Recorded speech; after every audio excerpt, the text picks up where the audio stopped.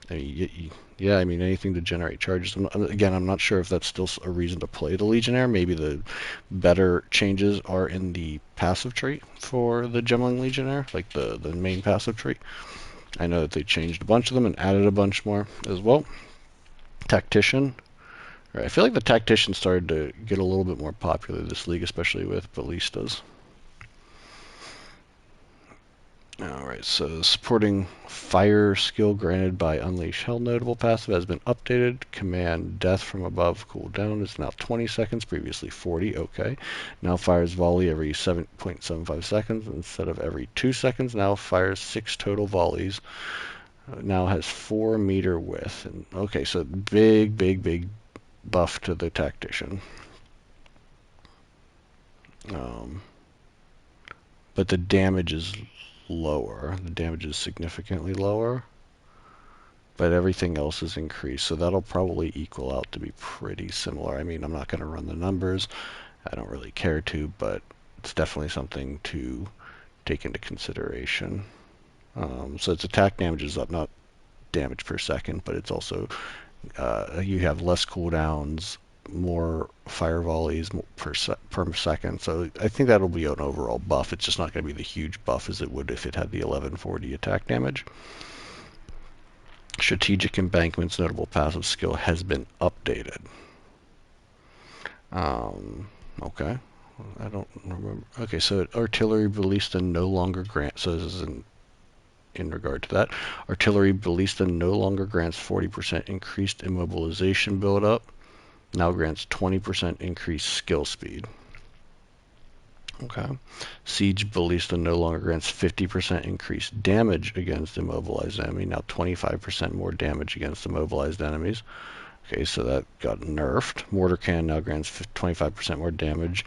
Gained its extra fire from 15. So Mortar Cannon is looking, almost twice as strong. 75% as strong at least, or 66% as strong. Added Spell Totem to Embankment Auras. Not exactly sure what that means. I haven't played in a Tactician either. There's a lot of these builds I haven't played, or a lot of these Ascendancies. Spell Totems grant 50% increased critical hit chance. Okay, that's good. So looks like some buffs, some nerfs. Maybe just, obviously we call this balance, but it seems like overall you got more buffs than nerfs, but it does look like some things that were maybe exploited, like the immobilization and damage to immobilization got nerfed. So that was probably an overperforming sector of the build, though I'm not sure too many people are actually playing that. All right, we'll go to Witch Hunter.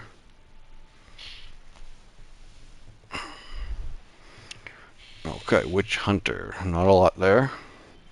Witchbane now has enemies have maximum concentration equal to 30% of their maximum life, previously 40. This is a buff. Like how it has to tell us that this is a buff, which is enemy. Okay.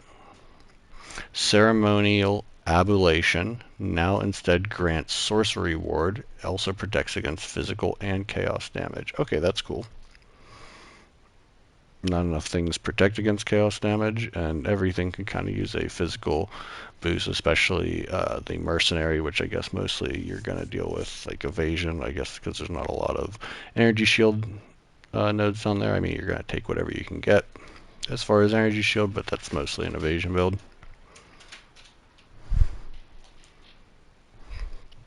Or an invasion, I should say evasion segment on the passive tree is how I should say that. Okay.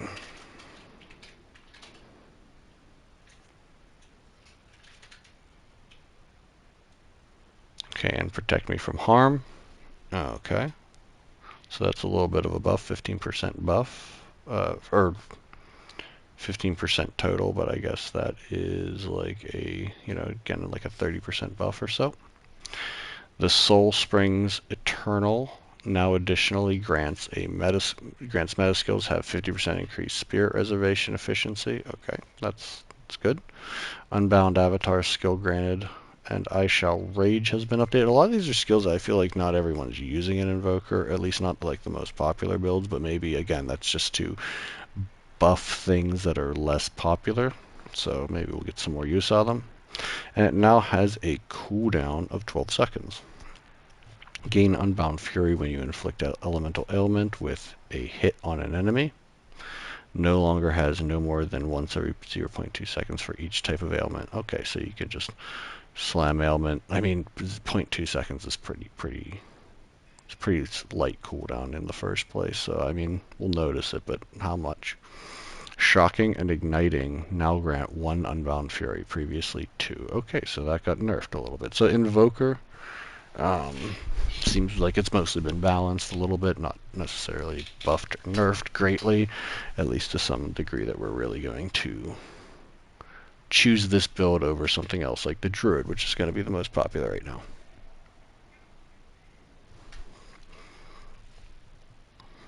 Okay. Acolyte of Cheula. This is one that needs a lot.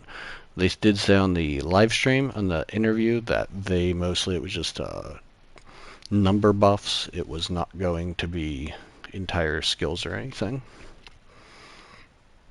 Embrace the Darkness now gives plus 10 to maximum darkness per level. Hold on, let's scope it.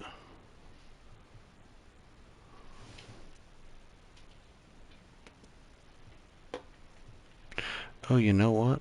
I think I just realized. That's interesting. Hold up.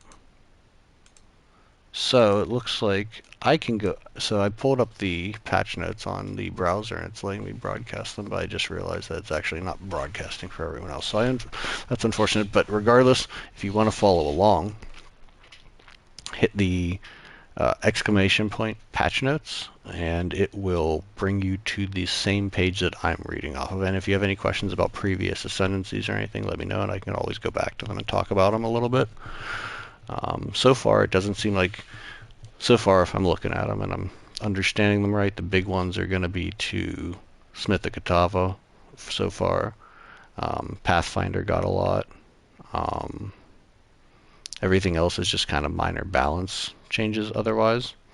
You know, Tactician got a decent amount, but nothing crazy. But we're going to move on to Acolyte of Cheula next. Embrace the Darkness now gives plus 10 to maximum darkness per level, previously plus 8. The end of the breach skill granted by Waking Dream. Red Flames now leech 15% of life. Basically, okay, so the different Into the Breach flames that you pick up 15% life, previously from 7, 15% mana from 7. Purple Flames now last 8 seconds, previously 5 seconds. Okay. Waking Dreams are now created, and they're created closer to the player. Okay, so that's better, but I'm not into the whole picking up the flames, picking up the remnants, or anything like that. So that's a big pass still on me, unfortunately. Choice of Power, Choice of Life, and Choice of Mana now all also grant 50% increased effect of Remnants and 50% increased Remnant pickup range. So again, making it easier and better and more effective for Remnants. But again, if you're not really into Remnants, then I don't see anyone jumping on Cheula for that. Same goes with Enchantress and their Remnant picking up nonsense. The Void Illusion skill granted by Grasp of the Void now has a cooldown of 4 seconds at all gem levels, previously 6 to 4. Okay. The Void Illusion skill granted by Grasp of the Void now deals 350% to 1,260% increase attack damage from gem levels 1 to 20. So that basically got doubled. Okay, so that's what we're talking about. The Void Illusion skill granted by Grasp of the Void now has a cooldown, has 3 cooldown charges, previously 1. Okay. So that seems like so Acolyte of Cheula got buffed seemingly across the board there, but I don't think that it's still. I think its skills are weak. I think that's the problem with this build is that people don't want to run it because they don't like the remnants, and everything just sort of seems a little bit abstract to run a little bit for it. Though I will say doubling the Grasp of the Void is pretty nice, but I'm not sure that is enough. At least not for me to jump into Acolyte. So of these changes, the ones that really interest me the most are going to be, let's be honest, it's Smith of Katava for me. And Pathfinder. Pathfinder is also seemingly quite interesting. Where are we going to go here? Let's see. Okay, so they're actually not going to talk about Druid, I don't think, in the patch notes because it's just being added. Let me just go through here real quick, make sure. It's a lot of content here. Yeah, these are just like item changes and stuff. So I'm going to go through my notes on the Druid so we can talk about that as well, at least what I had seen and found it most interesting to quickly jot down. So for the, again, exclamation point patch notes if you want to see the patch notes on the PoE2 website. So let's see, if we're pulling up, okay. So we got talismans, which are magical staves, and you choose your animal form from there. There's like a little clicker that you can turn on or you can swap between. And you can swap back to your human form from spellcasting. It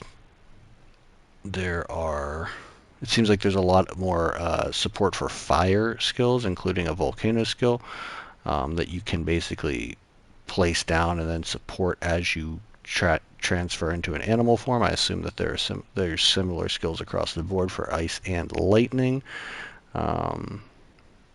Bears are mostly going to be generating and using rage and generating endurance charges. They also have war cries, and they have a war cry that I believe that you can socket meta skills in, which is pretty sweet. The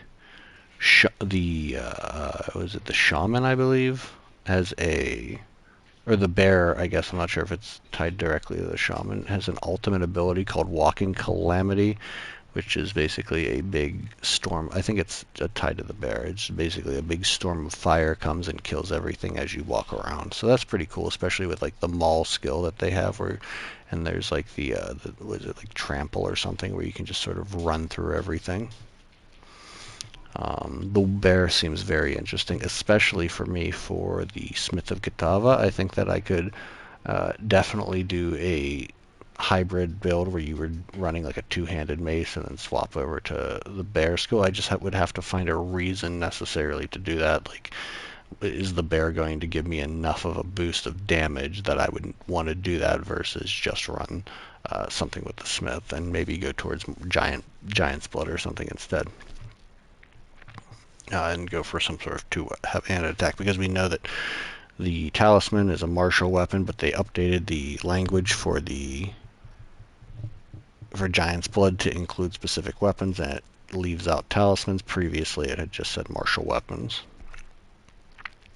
The werewolf attack is definitely the fastest of the options. It gets on all fours and runs, so you can run in between packs and goes up onto two hind legs to slash at its enemies. It may potentially bite too. I'm not exactly recollecting how the attack patterns work, but it is a cold-based attacker, seemingly. Mostly just when it hits things, it freezes them, and then as it freezes them and keeps hitting them, it creates ice shards that break off and can freeze the ground around it and cause a freezing effect to nearby enemies, which is super cool, especially doubled down with its speed.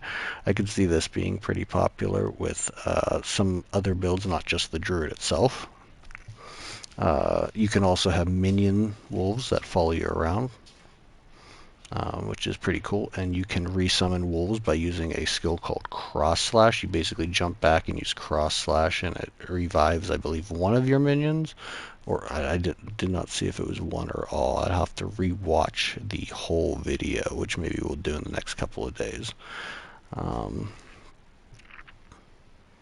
There's a skill, it's a pounce skill, which is a meta skill, so you can socket other skills into it to cause to do things like mark your enemies so that your next attack can do like more crit damage or something like that, which seems really cool. It seems like all of the different forms are going to have some sort of meta skill attached to them that's pretty much like a hallmark kind of thing that you're going to want to have on your build. But its ultimate sort of attack is can call down moon. It can call down moon power to become an Arctic werewolf, and I'm assuming boost your damage and your cold damage quite significantly. I'm not sure exactly what the buffs across the board are going to be, but that seems like a different approach. Like the walking calamity is more something that happens like around you while you attack things, whereas this is something that would directly buff you. They also mentioned that there's a high you have a good ability to create like a hybrid shapeshifter build where you can shapeshift between all three different types of animals: the bear, the wolf, and the wyvern, which we'll be going over. Um, and that you can do it pretty much like on a dime. You can pretty much switch between them really quickly. I'll have to see that. I assume that's just based off of socketing their skills, using their skills. So like you could basically slam something as a bear and immediately switch over to a wolf, or you could like freeze something with a wolf and then immediately switch over to a bear, and then activate like a war cry and potentially like detonate a frozen enemy or something like that. Anyway, onto the wyvern form. This is the secret form that they had not brought up or talked about in previous things, but if you were following the news closely, you would see that they leaked it a few hours beforehand. It seems like a Chinese-based leak, but anyway. So it has long-range breath attacks of pretty much seemingly of all the different elements: fire, ice, and lightning. It's able to use slashing melee attacks with its wings, as well as generate gusts of wind with its wings, and it seems like a good way to pop a stunned enemy. So you can stun them with your slashing attacks pretty easily, and then just blow them away. It consumes charges to empower their attacks with lightning. Can devour heavy stunned enemies. I'm not sure if there's any other benefit to that, like if it regains life from that, or if it's just like a cool kill move. It can spit fire, and if you have like a volcano attack out, it will trigger the volcanoes. It can also spit oil to ignite enemies more easily. So pretty fire heavy, but it can also spit lightning projectiles, again with charges. So you're going to need to be generating charges to really get the most out of that. That's probably my biggest hang up about the druid. I like it a lot, but what form I think I would choose would definitely be based off of the benefits of how much more DPS or how much more speed or whatever I can get out of that form. But also which form I can sustain the charges with the best when I want them. Because if I just get them when I'm in battle, but then there's like a big segment of a map where I am not fighting things and I no longer have my charges, and I lose them, and then there's another big pack or potentially a boss that I have to come across. I feel like and if like the main reason of shapeshifting is to fight the harder enemies, that could be something that deters me from wanting to run it if I find myself out of charges too often. But it does seem like some of the support, some of the passives support this at least within the shaman class. We'll get to the ascendancies after. But I didn't take a lot of individual notes on the shaman and oracle because honestly they're entirely new. So there's basically everything about them seems like pretty in depth and detailed. So we might have to go over their skills when we go over the rest of the passive tree, because I'm sure that PoE2DB, once it has it up there, it'll have all those skills in there, so we can go over them a little bit more specifically. Okay, where are we at here? So the human form of the druid has a lot of interesting skills. One being entangling vines, so you can basically grow plants underneath you that can grab and slow enemies down, as well as it looks like they are spreading like poison or chaos damage of some sort, and they can be empowered with like your storms. You can call storms down that shock the shit out of your enemies, as well as they're raining, so that they would, so the rain is what is going to empower them, empower the vines. Um, let's see. Oh, also with the wyvern, it was also able to fly up in the air and blow fire down on enemies like Chimera. And one thing that I thought was really cool about that skill was that if in the map like raised fields, it looked like it cleared the field, which I think is really cool. Cleared the terrain a little bit. I'm not sure if that's maybe just something that happened in the campaign, or if that's something that's going to be able to happen on like all maps or specifically raised fields, but that seems like a really interesting effect of it. Um, let's see. The human form also has spell totems, which will automatically cast spells for a time to you and they require 3 power charges to put out. And those are most of my, again, well, and also, let's see. Oop. So there's also going to be 20 new skills for it. I mentioned this before in the patch note part of it. And there's 30 new supports, but those are going to support everything. But there's also skills that create large tornadoes, and they can suck up ground effects to empower them. So you could effectively, like, use a lightning storm or like one of the volcano.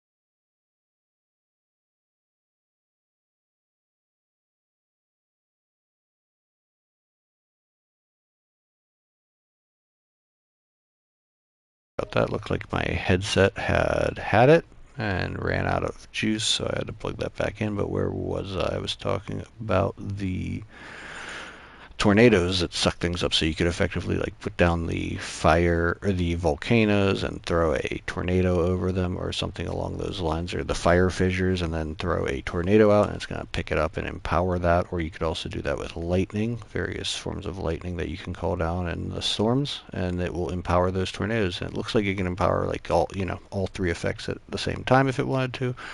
Not sure about chaos or poison or anything like that though.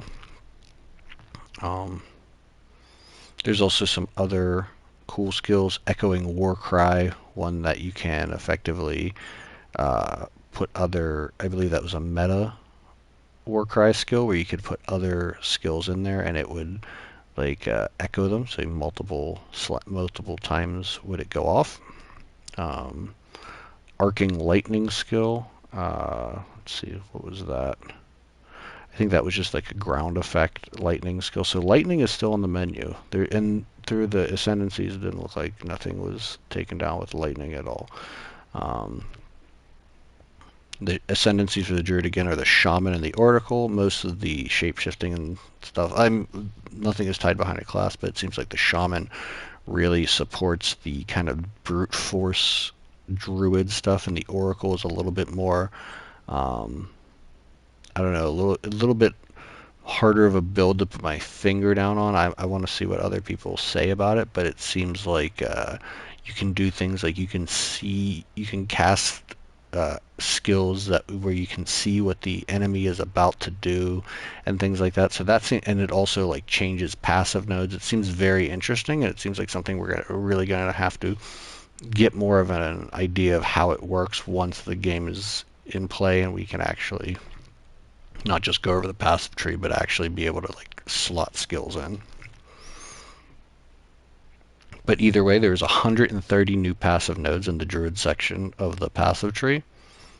There's also going to be some unique talismans. They said there's only 11 new unique pieces of gear, so I don't expect there to be too many. Maybe up to 3, but I don't assume that they're going to be like 5 or 6 of them. Maybe, but I would assume like 1 to 3. The one that they showed, though, makes it so that you can turn from a bear. So if you're a bear form and you use this talisman, you actually turn into a large demon, which is pretty cool. But they did not share too much about what makes the demon particularly effective compared to the bear, or compared, in general. I assume it's quite empowered, though. Okay. One second. All right, let's talk about the passive skill tree changes from the patch notes now. Going back to the patch notes themselves again, exclamation point patch notes if you want to check those out from GGG's website. I have that linked and set up as a command. Let's see, passive skill tree changes. With the addition of the Druid and other new game mechanics, we've added passive support for these throughout the passive skill tree. There are many new clusters, mostly in the Druid area of the tree, and many existing passive skills have been updated. These changes may result in your existing passive tree being forcefully refunded if you had allocated nodes around the area where the layout is changed.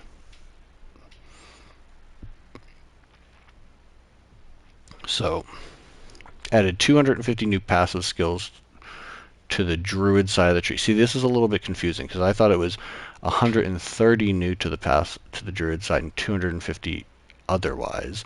But I guess it's maybe this just needs a little bit of clarification.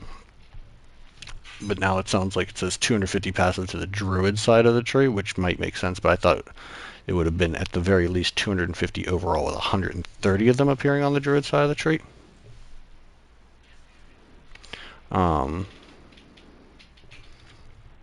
Okay. The values of flammability magnitude on the passive tree have been increased massively. That sounds fantastic. I love that. That's definitely a big boost, not only to the Druid, but also to the Smith, as well as any of these fire changes will be. All instances of gaining Flame, Ice, or Lightning Archon have been changed to gain Elemental Archon to better support builds using multiple elements. Okay, so that's just so if you don't have to go into the specific Archon, it's just Elemental Archon. Okay, great. The Hollow Palm Technique Keystone now grants 1% more attack speed per 75 item evasion rating on equipped armor, previously 25. Wait, 1%. Oh, shit. So that's a nerf. Base unarmed attack is now 1 point. So that's a big nerf, actually. So you have to get 3 times more evasion to get 1% attack speed. That's brutal. So I was originally thinking that Hollow Palm would be something that I would want to have potentially league started in if nothing else looked great, but now that looks like that's totally off the table. The Walker of Wilds Keystone has been removed. Hold on, let me just Yeah, that's brutal. Okay, the Walker of Wilds Keystone has been removed from the passive tree, and its effects have been moved onto a newly added lineage support. Okay, so that was the one where you were able to leech mana with elemental attacks instead of physical, I believe. Okay, that's pretty good. The Elemental Equilibrium Keystone now grants Cold Infusion Remnants. More remnants. You create now grants Cold Infusion Remnants you create are instead Fire Infusion Remnants you create are instead Lightning. Okay, that sounds like a bunch of infusion nonsense that I'm not too interested in. Maybe someone's interested in it. Hopefully they're listening, and they can check it out for themselves. All right, the Crimson Assault Keystone passive skill now also grants 50% more magnitude of bleeding you inflict. I mean, that's good. That's a buff. Buff to bleed. I don't think enough people are playing bleed, so maybe that'll increase people's want. I'm really happy about the fire magnitude, though. That's so great. Passives that grant reduced movement speed penalty from using skills while moving on the passive tree have their values lowered. More passives on the tree now grant the stat to make up for some of this. Okay, so less movement speed penalty. We love that, especially for warrior. Added 3 new attack area of effect clusters to the monk part of the passive tree. Okay. Added 2 projectile speed clusters to the passive tree in the mercenary section. Okay. Added a new bow cluster and modified a projectile cluster in the ranger section of the tree, granting surpassing chance to fire an additional arrow. Okay. I wonder if that means that they've removed an arrow from us. I think that's what that means, because I think they talked about changing how socketables work. So it's now probably going to be a chance to fire an arrow instead of just adding 4 arrows to your bow. Added a new cluster between witch and monk called Remnant Attraction. I'm assuming that what that's going to do is going to allow you to pick up remnants from further away. More remnant stuff. The Grand Tribute Notable from Heart of the Well unique now has remnants be collected. Okay, I'm going to skip all the remnant pickup stuff because I'm not interested in that. I hope no one else is interested in that, but if you are, say something in chat and I'll go over them. But right now I'm going to skip the remnant talk. Let's just skip it in general. Oh. The small passive connected to the Invigorating Grandeur and Everlasting Glory notables now grants 20% increased presence area of effect instead of skills a chance not to consume glory. Okay. Have a nothing burger. The Pure Power notable no longer grants 2% increased lightning damage per 10 intelligence. Now it's 10% more maximum lightning damage. Okay, so that's a big nerf to Pure Power. That's big for, it's going to be huge for things like Spark Source. Not so much Lightning Arrow and things like that. We didn't really run into Pure Power too much. Wildstorm, also something we didn't run into too much. Oh wait, no, yeah.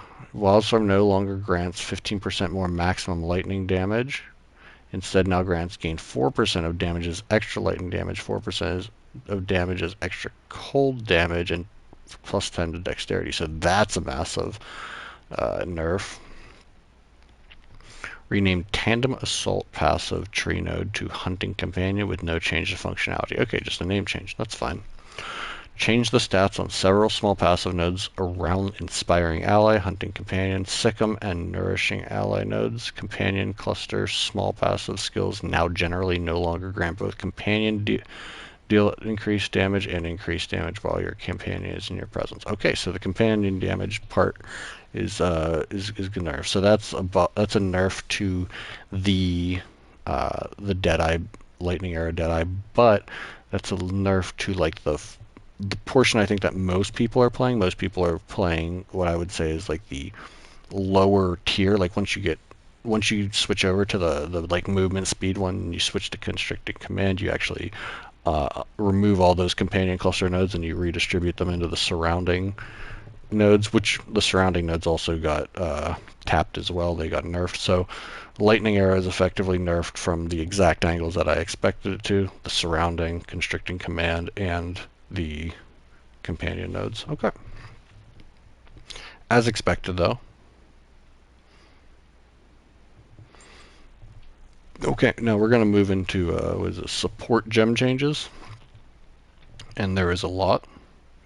So we'll try to quickly go through them. Anything with remnants, I'm skipping unless anyone wants to hear about remnants.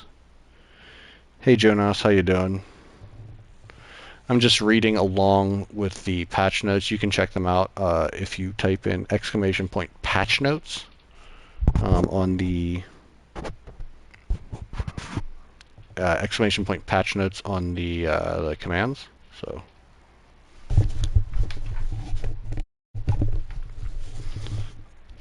yeah, unfortunately I cannot broadcast them. I thought I could through the browser on my PlayStation, but not quite. Allows me to pull them up, but you can't see them. So I'm just going over them and set up that command for anyone who's interested. All right, so we are now going over support gem changes. Okay. Oh wow. Okay, interesting. Well, I'll try to keep a nice, smooth ASMR voice. All right, Crescendo 1, 2, and 3 are now intelligence support gems, previously dexterity. Perpetual Charge is now an intelligence support gem. Okay, so everything I'm going to say was previously dexterity. Mark for Death is now a strength support gem. Gamble Shot is now an intelligence support gem, and Bramble Slam is now a strength support gem. I think that makes sense. I was looking at the support gems as I was playing yesterday. So yesterday I did a little Act 1 league start, just messing around with a mercenary with crossbows, and I did notice that there was a lot more dexterity, or a decent amount more dexterity gems than anything else for support. Disabled the Font of Rage support gem. That is definitely a factor with the Druid, because that would probably give them infinite rage forever. Like, you would never have too many issues with rage. So that's unfun. They disabled the Ricochet 3 support gem. Okay, that's a bit of a nerf for, I guess, mercenaries. I'm not sure what the big problem with Ricochet was. The inevitable critical support has been renamed inexorable critical 1 support. World drop lineage supports are now less common overall. Thank God. We were getting so many of those like Scions tempering or whatever the hell they are. So many of the trash ones. Specific lineage supports have been adjusted relative to others. That's good. Here we go. Adalui's bloodletting lineage now support now grants 2% extra physical damage per 20 life cost, previously 10 life cost, up to 40%. No longer has a cost multiplier. Okay, so that's a big nerf to the Adalui's bloodletting. All right, so right now we've definitely gutted both Spark and Lightning Arrow. I'm not sure they're like useless, but I don't think that they are now attractive like they were previously and they're not brain dead.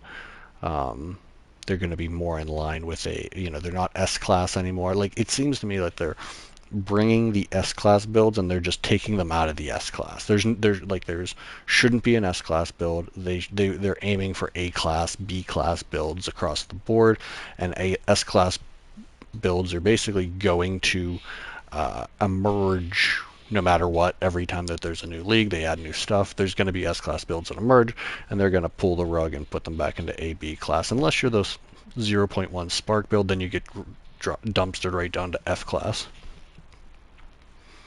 Oh, they look like they got some buffs here too. Zoph's Pyre now grants support skills gain 40% of fire damage as extra chaos damage, so doubled the chaos damage on that. That's cool. Esh Radiance now grants support skills gain 40% of lightning damage as chaos, previously 20. Okay, so the 3 lesser uh, lineage support gems from Zesht now just give you double the amount of chaos damage per element. Ol Natal's Embrace. This is the one I've been hoping to drop, but it's exceedingly rare. Now grants support skills gain 40% of physical damage as extra chaos damage. So that one doubled as, so they all got the doubled up treatment. So the Ol Natal's is worth like something like 20 div or 15 div, or it's probably gone up and down by now, but that's cool to see that those all got a boost. Einhar's Beastrite now grants killing blows from supported strike skills against rare monsters. Grant 2 of their modifiers for 5 minutes, previously 40 seconds. Holy shit, that's a huge time buff from 40 seconds to 5 minutes, and you get 2 of their modifiers. That's huge. You could definitely stack a whole lot of modifiers in that time. So basically, Headhunter has some competition now for that type of stuff. They also added a buff like that to the Ritualist. Just a lot more time on stealing modifiers, which is cool. I like that. I like that mechanic. Zarok's Refrain now grants supported spells Echo 3 times, previously 2. And now grants echoes from supported skills have 40% increased area of effect.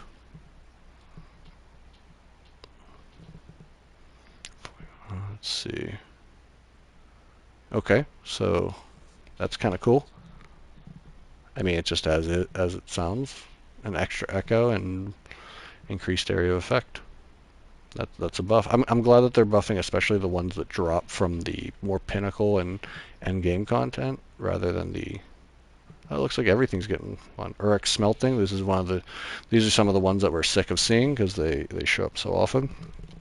Uruk Smelting now grants fully breaking armor with support skills, causes affected targets to be permanently take 5% increased physical damage up to 20. Previously 2 up to 20, so it raised the floor on that. Valenta's Propulsion now grants 75% of increases and reductions to cast speed, also apply to projectile speed for supported skills, previously 50%. Cool, so that's a buff. That's a buff. I'm not sure who was using it. I'm sure some sort of a caster, either. I don't think Spark was using it, but regardless, it definitely gives the casters something to think about in that regard. I wonder if they're going to change the drop rates of some of these now that they're more useful. Right. On Citadel now no longer has supported skills have 30% less area of effect, or supported skills deal 30% less damage with hits. That's huge. So that's going to be like, I think that was used in Citadel, in Shield Wall. So it's now going to have a bigger area of effect, and 30% less, and now it's not going to deal 30% less damage. That's a buff and a half. Very cool. All right.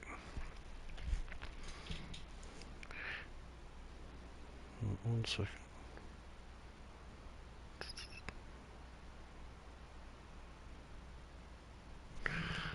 Tekrod's Revenge now grants minions from supported skills die 20 seconds after their life is reduced to 0, previously 10 seconds, and minions from supported skills gain 40% increased attack and cast speed while their life is reduced to 0. Basically, you want your minions to be dying all the time then, so they're just getting buffed to hell. So yeah, that's a 100% buff in the damage that they would have done after they were dead, and they're going to remain dead for double the amount of time. So that's huge. If these were, if you just change these lineage support gems to how they are in these patch notes, like that's the only change you made, and you put that in 0.3, we would have had probably a totally different meta. Like that, these seem like pretty powerful changes to these gems. Hopefully they change the frequency in which they drop as well. Again, like no one needs 10 of any of all these gems. Rigwald's Ferocity now has supported skills have 30% increased attack speed if used in weapon set 1. Previously 20% more attack speed. Okay, so now it's so basically everyone just put them in. Use this on Lightning Rod, and they put it in weapon set 2 because it increased the damage by like 30% in weapon set 2 or something like that. I don't remember the exact number, but like it never made sense to go with the attack speed in weapon set 1. So now it's kind of up to you. It really shouldn't change the damage. It's just going to change how you use the skill maybe. But either way, it should that's a little bit more balance within that support gem. Ratha's Assault. I don't remember this one. Now grants supported skills load 5 bolts when you dodge, previously 3, and supported skills load 4 additional bolts, previously 3. Ratha's Assault now has supported skills have 20% increased attack speed. So that's again a big buff. These are all getting really big buffs. Okay, so Arjun's Medal. This one was worth like 40 div. I remember seeing, and I was just really hoping I'd see this one drop, but no such luck. Arjun's Medal now grants a 100% chance to load a bolt into all crossbows skills on dealing a killing blow with support skills. Previously 35% chance. Wow, that's huge. That's huge.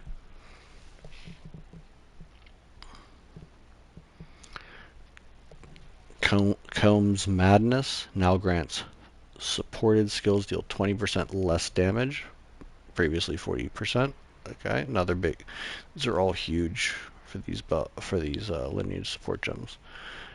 And also these next two, the Comb's Madness and Toa's Tending, which I'm going to talk about now, is the drops that weren't Rakiata's flow from Jade Isle.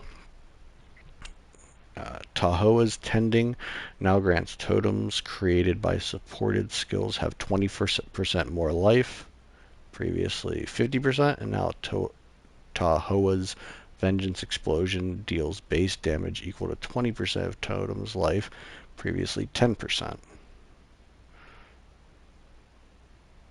Grants totems created by support. Okay, so less life for your totems, but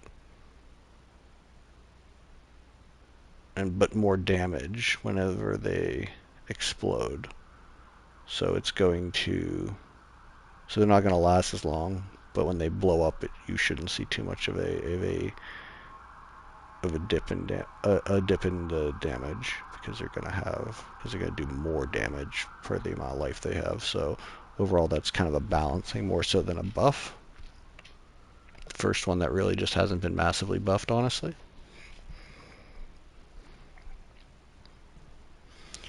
At Ziri's Allure now has supported skills have 20% less curse effect, previously 25%. Little buff there.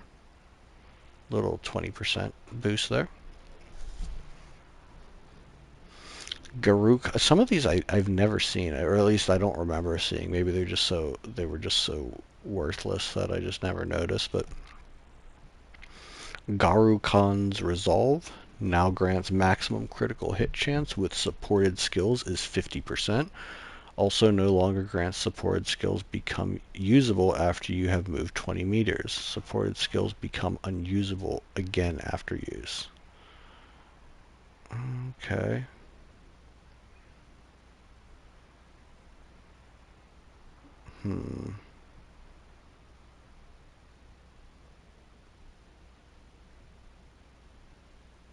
Okay.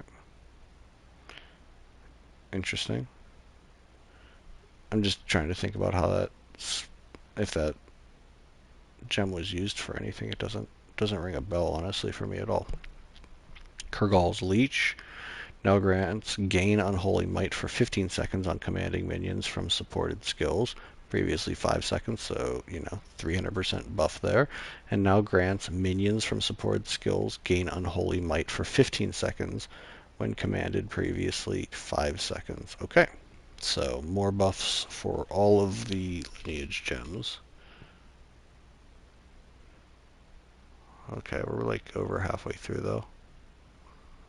All right.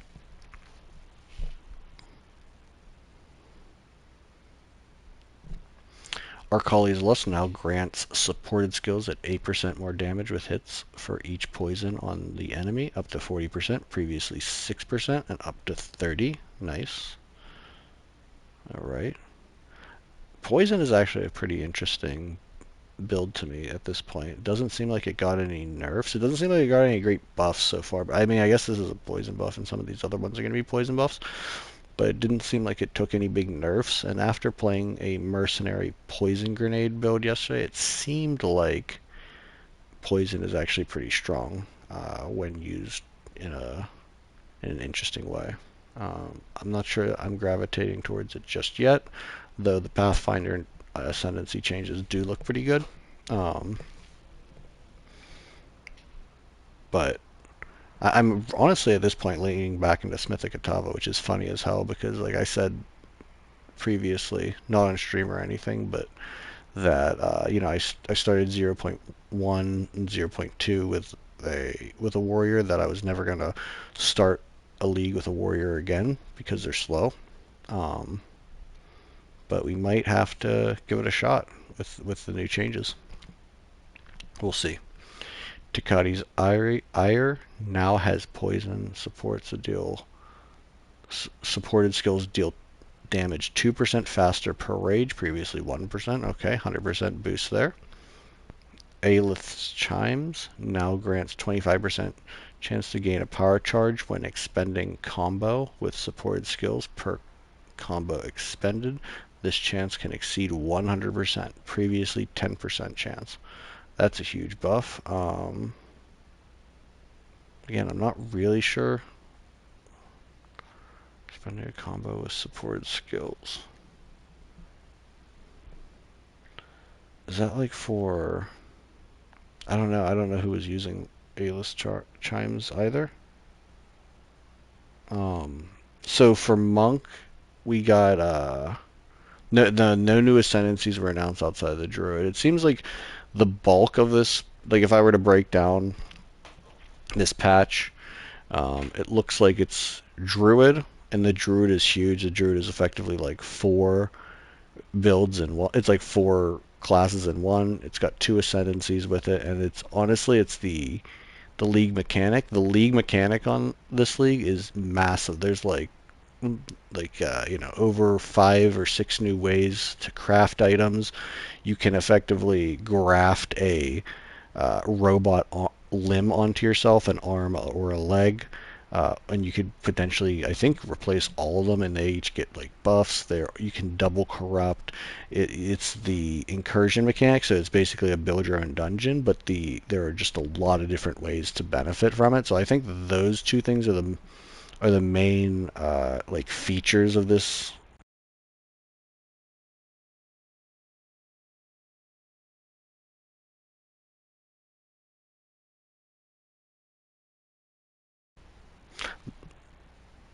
Sorry, one second.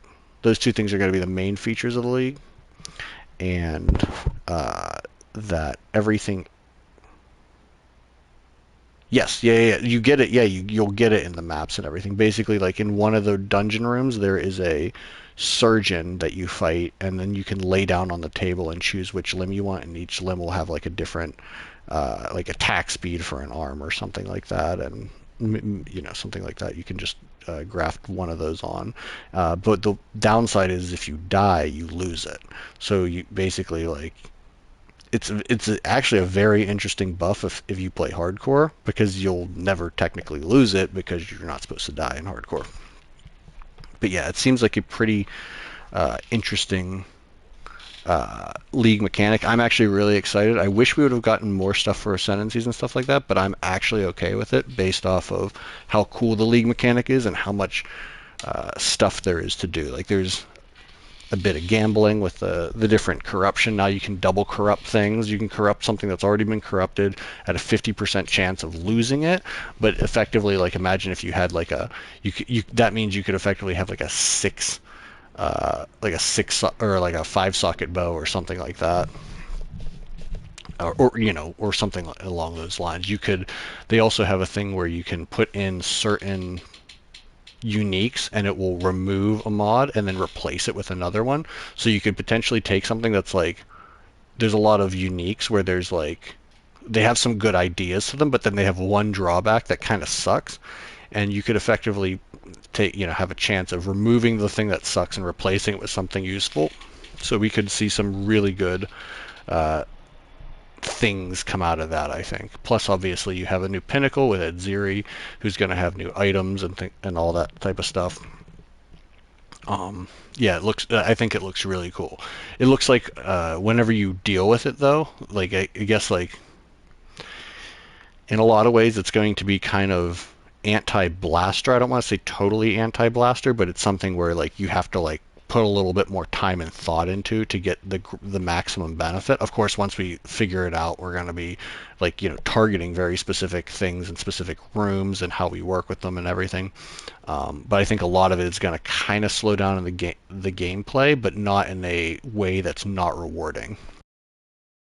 So doing some things like and I'm sure we're going to get to it here. They're lowering the density of monsters across all maps, and they're increasing the scalability. So now we can, like, I guess, scale their difficulty higher, but we'll also scale their rewards. Apparently, there should be no like real difference in the amount of drops there are, or the quality of drops, but it is going to lower the amount of, and it's just so you can not get swarmed as much at base, but you're still going to be able to increase pack size and stuff. So it basically makes getting swarmed by lots of monsters a choice rather than a feature at this point. So for the most part, I see where they're going with a lot of their changes. I do think it, again, like new Ascendancy would have been fantastic. New, different. There's a lot of things on the wish list, that would have been nice to get. But I think what we got was more than what I expected out of the league mechanic. I would have expected less of a league mechanic and more of the changes to the end game stuff. But it seems like instead we got a really in-depth league mechanic, a really in-depth class, and then we got tons and tons of balance changes that are going to make other builds a little bit more viable overall, which I think is fine. I think all of that is good stuff. 1 second.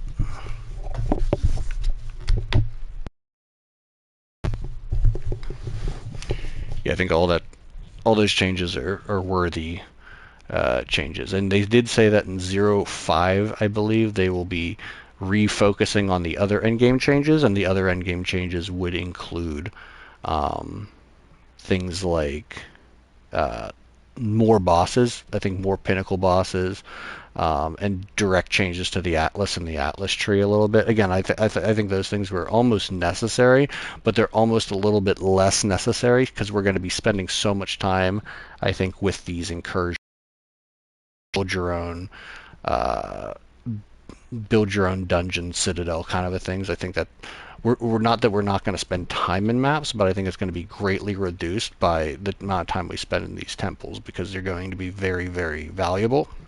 I think we are still going to be spending time in maps, but I think it's going to be a lot of the earlier side of mapping whenever we're still gathering our skills, gathering our items and things like that. But then we're going to start wanting to farm things and then double corrupt them and farm things and go in and change an arm for more attack speed and stuff like that to really like max out a lot of our builds. It also seems like they put a lot of effort into making the dungeons able to be scaled up very high. They said that like you can do things like you can you can basically like I think activate some of them, so you could do a dungeon, do a incursion dungeon, but not actually do it, and it would potentially like carry over a certain amount of like difficulty and reward into another one. Also, like if you wanted to, say you got like the ability to double corrupt something, which is like an altar. If you don't have an item you want to double corrupt, you can also have it produce like a currency item that you can use at a later time. So you don't just use it. It's not a use it or lose it kind of a thing. So it seems like there's a lot to do with this, and it's going to take a lot, probably much longer than Abyss. Abyss was pretty simple. It was very nice, but it was very simple in how it worked. The biggest nerfs, though, so far to things outside of classes, it looks like, is with the homogenizing. They removed homogenizing omens out of the game. entirely because they were effectively too powerful, which I totally get. I didn't fully expect that, but you know, it is what it is at that point. They also, I don't think it's a nerf. They removed instilling and desecrating maps. So basically, maps now have, looks like they have a little bit of a buff to their modifiers, so you don't have to go in and instill them and add more delirium fog. You now no longer have to run delirium fog unless it's like inherently on a map. They also pulled back the amount of the how much delirium fog there was. It looks like it's more transparent now, and it kind of goes away as you wade through it. They also just optimized it, so it should be running at least 25% better across the board, and more than 25% better in a lot of ways. So that's really cool to get the optimization from it.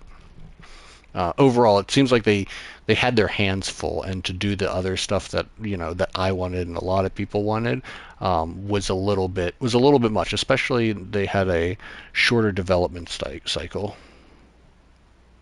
Yeah, for sure. Like I refused to desecrate them just because that was entirely too tedious for me.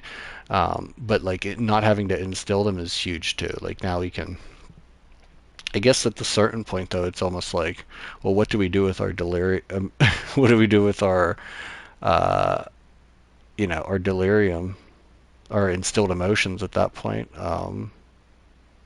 That's the only thing that, like, what's the reward from simulacrum? Because like simulacrum, you got all sorts of instilled emotions, and then you could just um, trade them in for a little bit after. Like it's just a little bit of something to keep it going, kind of like the catalysts in Breach, kind of.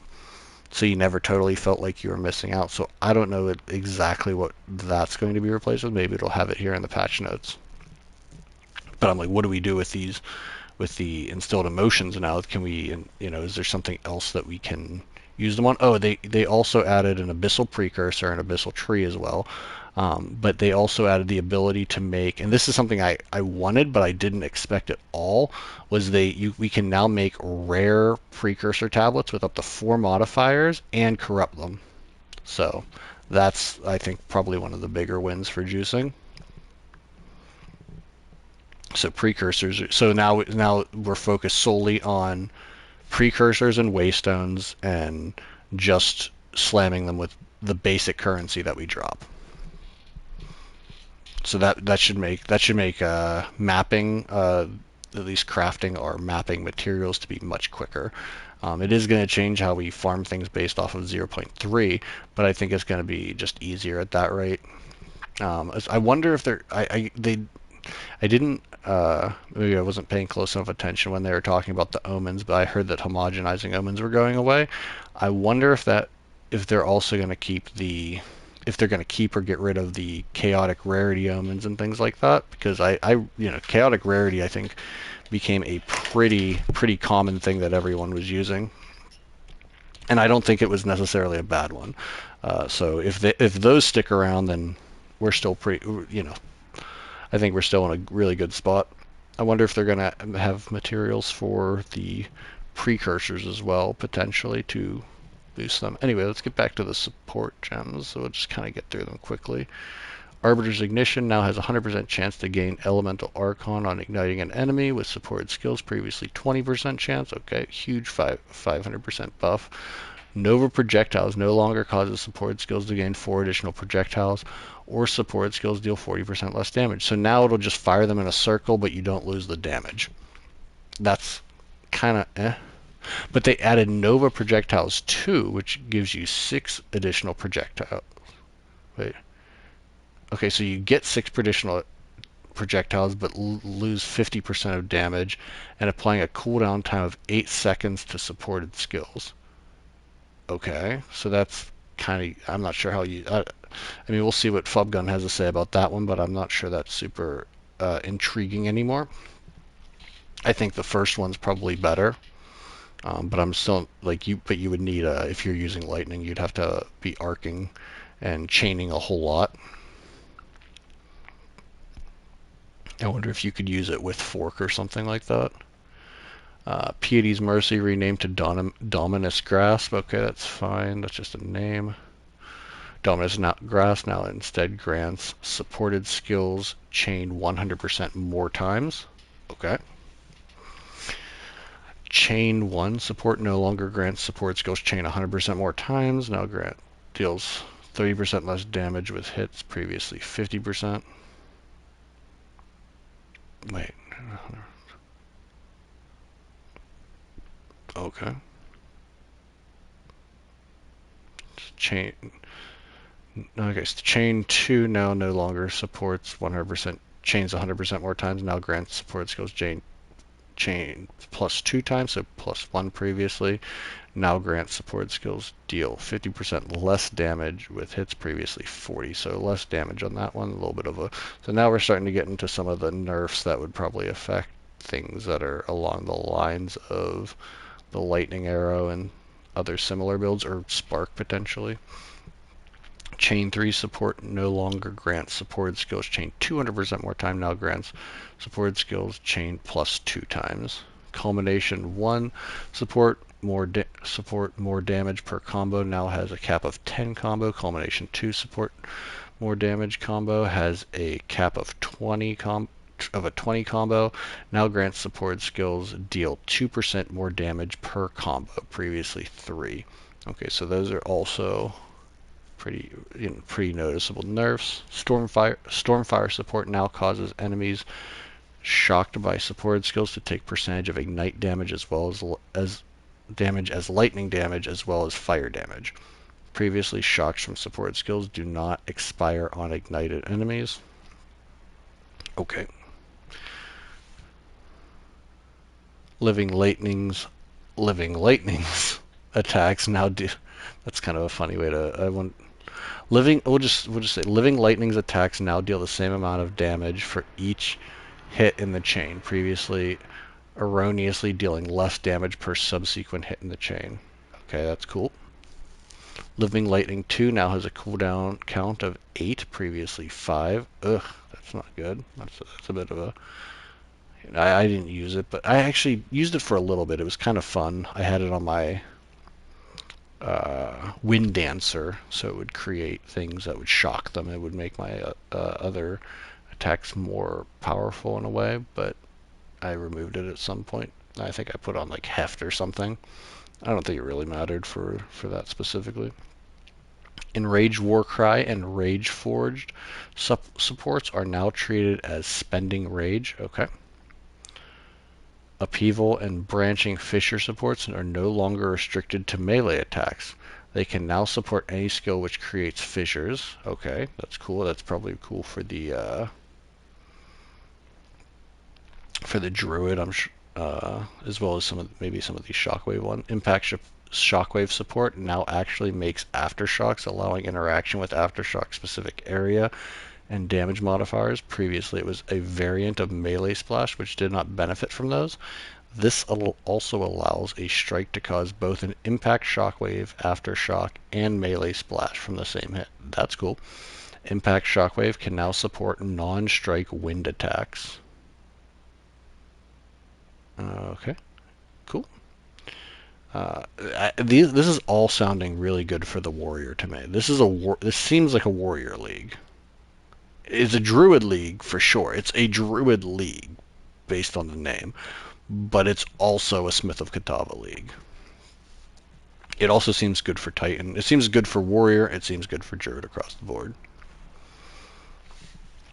And it seems like, based on what all the passive skills passive tree ends up looking like, it seems pretty inert to a lot of the builds. Like it buffed some of the underperforming ones that people weren't interested in. It seems like it put everything on the same level, but if I had to think that one is going to really, really overperform, we're looking at Smith and Warrior. The Frozen Mandibles. Okay, skill changes. Now we're on to skill changes. Skill changes. The Frozen Mandible monster can once again no longer be bound as a specter. Okay, we got rid of the cocaine ant, guys. No more cocaine ant. That's unfortunate. Womp womp. I'm sure Ghazi is somewhere. Very sad. I'm sure a lot of people are. But you know what? I'm okay with that because whenever the people would come into my hideout with their cocaine ants and they would buy stuff from me, it would leave circular mounds, and that annoyed the hell out of me. So, bye-bye. Buffed some inspector variants of certain monsters. Further details on which monsters have been adjusted will be posted separately. Okay. Palm skill movement has been adjusted to reduce cases in which a player successfully uses a skill but fails to hit the enemy after dashing. Oh, also, I didn't mention when I was talking about some builds not getting nerfed. Hollow Palm looks like it got fucking nerfed, which is kind of annoying, which is kind of upsetting to me because I thought the Hollow Palm was like pretty strong, but not so. But you had the downside of being kind of squishy and overusing your mana to the point where it made it kind of dangerous to go in there and fight, especially large hordes of enemies. I don't know. I'm not super happy with that, but that's honestly of all the things. Like there are certain things I expected to get nerfed. That wasn't one of them, but it is what it is. We'll move on. We'll create a warrior or a druid going into this. That's what it's looking like right now. Ice fragments created by skills such as from escape shot and ice-tipped arrows are now only available to hit each enemy once per group of fragments created. Okay. That's probably good because the wolf version seems like it's just knocking ice fragments all over the place, so that's probably to keep it in line.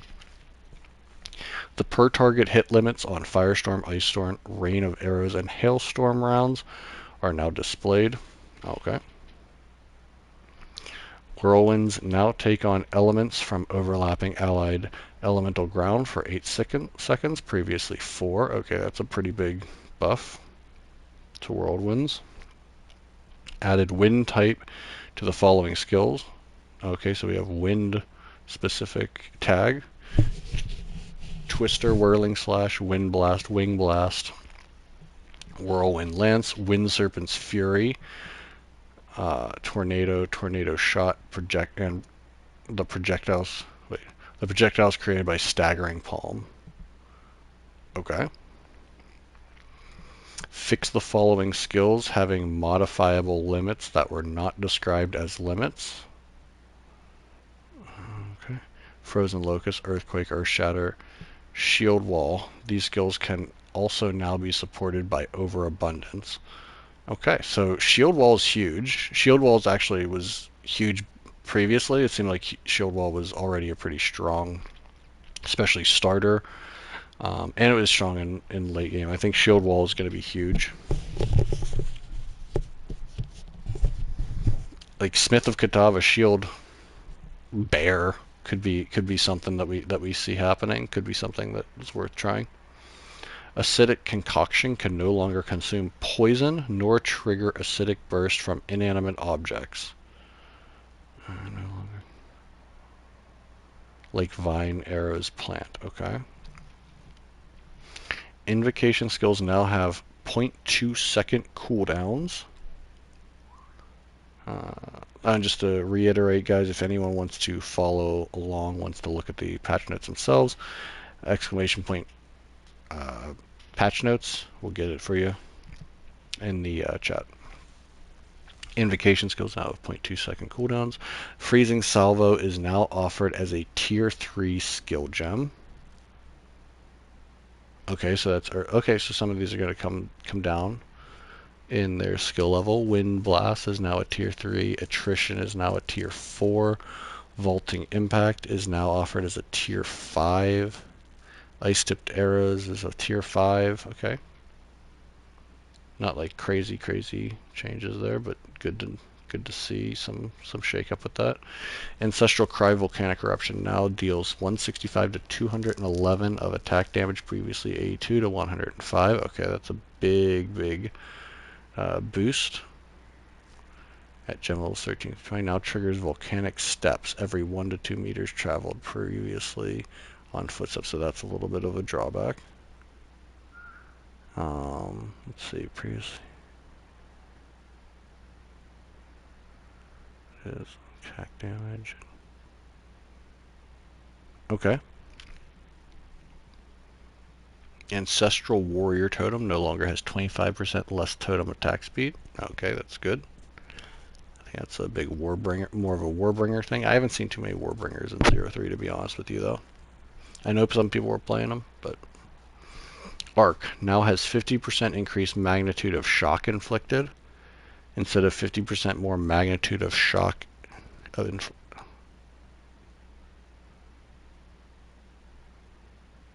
Okay, am I reading that right or am I having a fucking aneurysm? It says the same thing twice. Now has 50% increased magnitude of shock inflicted instead of 50% more magnitude.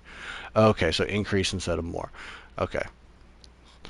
Sorry. Sometimes the language that GGG uses makes my brain kind of short circuit. So it's now 50% increase instead of 50% more. So it's now multiplicative instead of additive.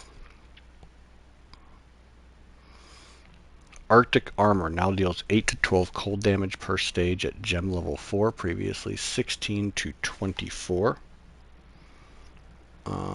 Scaling to 101 to 152 cold damage per stage at gem level 20. So wait, 8 to 12. So that got nerfed. But it has 100% more freeze buildup and 100% more magnitude of chill. I think a lot of times I think a lot of this is to keep some of the druid skills in line so that they don't become like fucking just able to, so that the wolf isn't just destroying things too hard. The druid stuff is already going to be really strong. I don't think that they need some of the buffs, some of these things, to be as strong as they were. So that probably makes sense. Armor Breaker now deals 61 to 181% of attack damage, which is a slight buff, very slight, not huge at all. At gem levels 320, hits now break 11 to 4,918 armor. So that's a little bit of a buff as well. I mean, I guess it's a little bit more of it's a decent buff, but it's nothing crazy. It's not going to track you to armor breaking if you weren't armor breaking previously, but it's pretty good for Titan. My Titan was using armor breaker, so it'll be interesting how that affects it.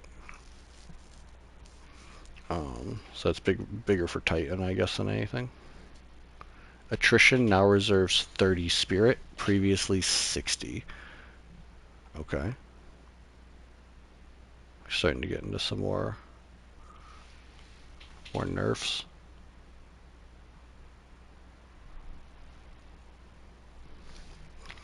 Ball Lightning now deals 2 to 33 lightning damage at gem level 11, previously 1 to 19, so a little buff, scaling up to 6 to 105 lightning damage.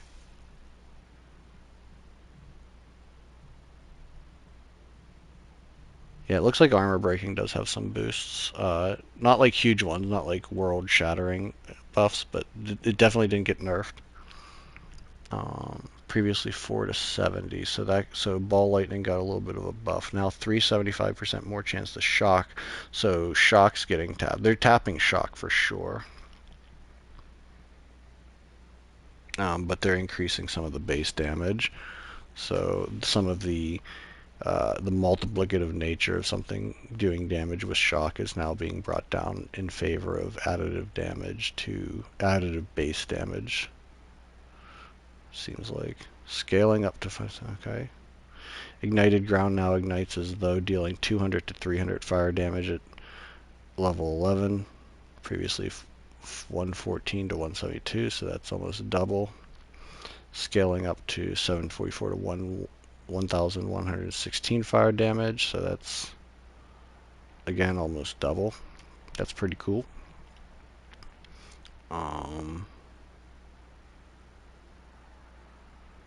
I'm just confused at why they put Ball Lightning fire infused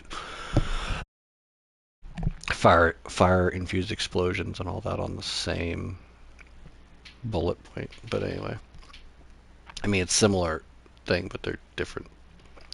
All right, Barrier Invocation now reserves 30 spirit, previously 60. Okay, so these reserve spirits are getting tapped.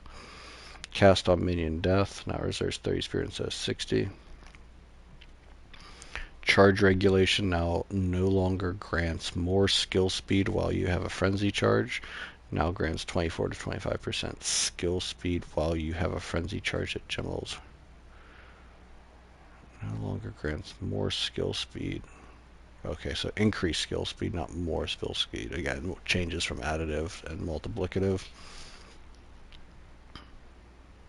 I'll never get over having to like read that stuff like 5 times before it sinks in.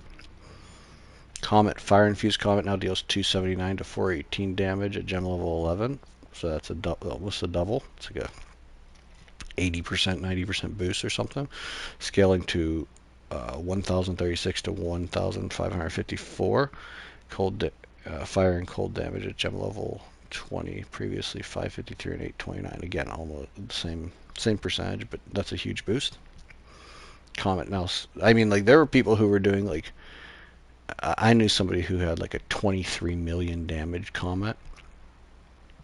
They were hitting it with like 3 different types of like cast on crit, cast on ailment, and it was just it would destroy the Arbiter in 2 hits. So that's pretty cool. That's going to be even more broken, but I don't think enough people are playing it for anyone to notice. Detonating Arrow now deals 99 to 192% damage, so that's a little bit of a boost, not a huge one. Disengage now grants 2 frenzy charges on consuming the parry debuff. No one likes to parry. Elemental Conflicts now has Reservation of 60 Spirit, previously 100. Again, Reservation of Spirit being dropped across the board for these different supports.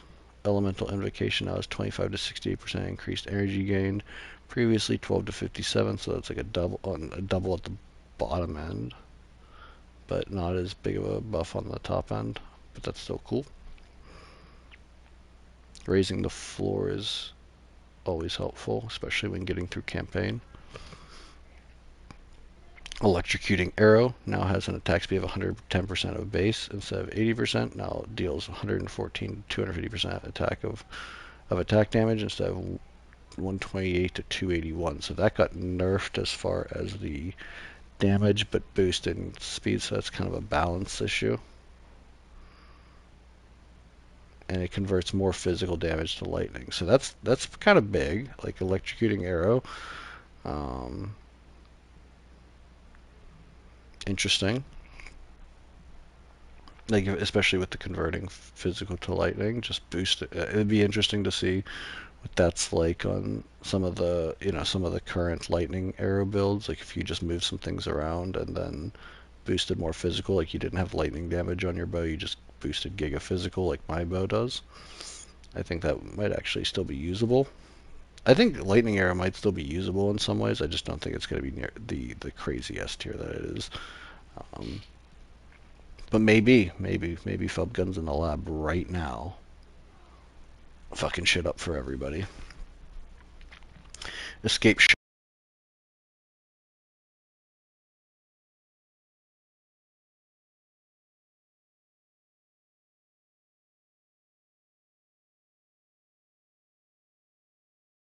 Escape Shot. Ice fragments now have an explosion radius of 2 meters, previously 1.5 meters. Okay, that's a little bit of a buff. And ice fragments now deal 45% to 131% of attack damage at gem levels 1 to 20. Explosive Spear now gains +1 limit of lodged arrows every 8 gem levels. Okay.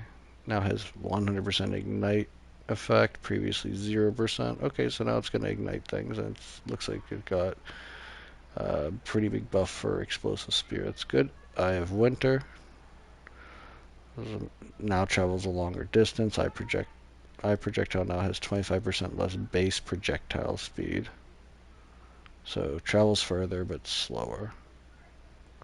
That might not actually be a bigger problem. It'll probably be like more fragments get shot out of it per the distance.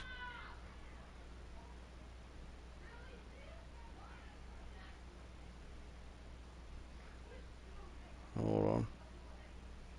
It's like people yelling outside the apartment. I have to throw an egg. All right.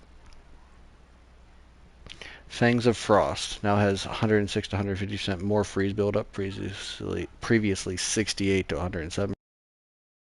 3 at 20. Explosion now has 212 to 314% more freeze buildup.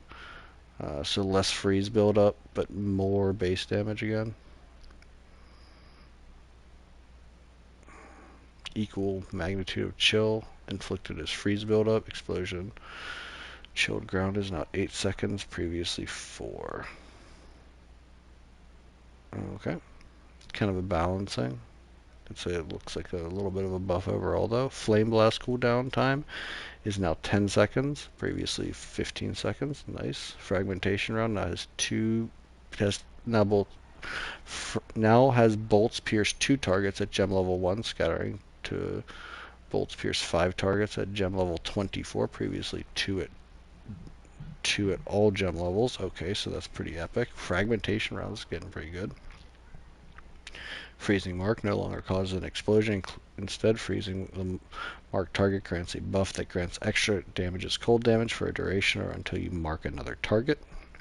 Frostbolt now has a 120 to 195% more magnitude of chill inflicted at gem levels 5 to 20.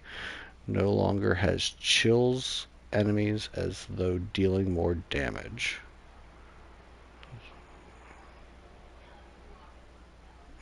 Okay. Okay. Scroll down a bit.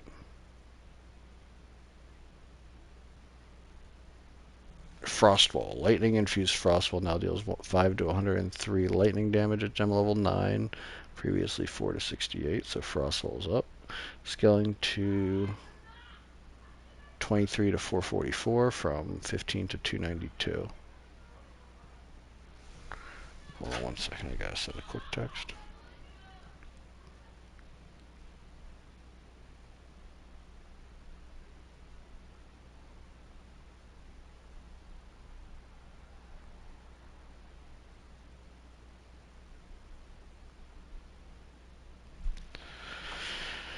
Alright. Frozen Locust now no longer deals 80% less damage if destroyed within 5.5 seconds by something other than you. No longer creates chilled ground. Ice Crystals no longer has collision. Now correctly works with increases to limit. Frozen Locust Ice Crystals no longer have a hidden less damage taken from allies. Instead, they now have a hidden more damage taken from monsters, and the life of the Frozen Locust Ice Crystals has been greatly increased at later levels. This change has been made to make Frozen Locust stronger with things that scale off of Ice Crystal life while keeping the amount of damage to destroy the crystal from both players and monster roughly the same. Frozen Locust Ice Crystal now has a 27 to 9,536 maximum life. Okay. Okay, I've never used Frozen Locust, so a lot of that's Greek to me, but it seems like overall it is a sizable buff.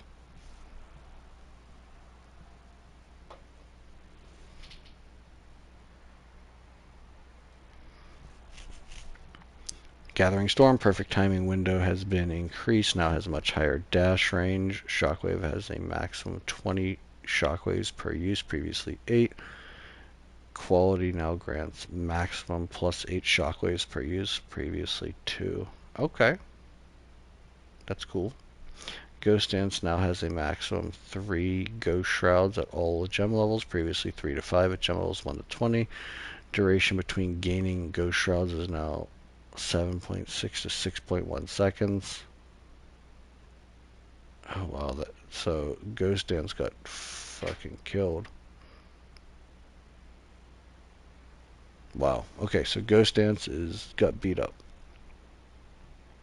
Quality also, but quality makes it reserve 20% of the efficiency. So, I mean that's like what, like fucking 5. It's just a little bit of spirit to reserve. Glacial Cascade now converts 80% of physical damage to cold, previously 60. Final Burst now converts 100% of physical damage to cold damage, previously 60. That's cool. Glacial Lance Frenzy Charge Empowered Explosion now deals 213 to 670% attack damage, previously 270 4 to 598. So it looks like they lowered the floor but increased the ceiling on on that. Okay, that's an interesting balance. Attack speed is now 60% of base, previously 50% of base. Now has 118 to 157% more freeze buildup. So it's a sizable buff. Again, like a buff on the top end. Oh no, it's a buff on both ends. Never mind, never mind. Explosion now has 168 to 364 more freeze buildup. Previously 116 at 214 at gem level 7 to 20. Now has equal magnitude chill inflicted as freeze buildup. Now converts 80% of physical damage to cold damage, previously 60. Hailstorm rounds now stores 40 to 50 bolts, previously 20 to 25, so that's a double at gem levels 11 to 20. Now has an attack damage of 132 to 228%, so that got a little bit of a nerf from 146 to 254 at gem levels 11 through 20. Now has 150% more reload speed, previously 100%. Now has the equal magnitude of chill inflicted on freeze buildup. Okay, here we go. Here's one. Herald of Thunder now has an attack damage of 40 to 122% from 47 to 143. So a nerf, but not a deadly nerf. So that's still usable. I don't think Herald was ever really a problem, to be honest with you. Hex Blast now has a maximum of 10 explosions per cast, previously 3. Hey, Hex Blast finally got a buff. That's cool. Should make it a little bit more usable. A lot of people have been asking for Hex Blast to get buffed for quite some time. Maybe this will finally be it. Alright. I mean, I'll be interested in Hex Blast too. Maybe not for a league start, but down the line a little bit for like a Lich build. Ice Nova. Cold infused Ice Nova explosion and chilled ground radius are now 4.8 meters. 50% buff on the previous 3.2 meters. Cold infused Ice Nova now deals 15 to 22 cold damage at gem level 1, previously 13 to 20, so just the slightest buff, scaling to 448 to 672 cold damage at gem level 20, which was previously 394 to 591. So that's just a little bit of a buff. I mean, it's good. It's good to have that buff, but it's not crazy. Not something that's going to draw you to that skill or support, I should say. Cold infused Ice Nova now has a point plus 1/2 a second to cast time. So okay. How much more of these supports we have? Damn, there's a lot of support changes.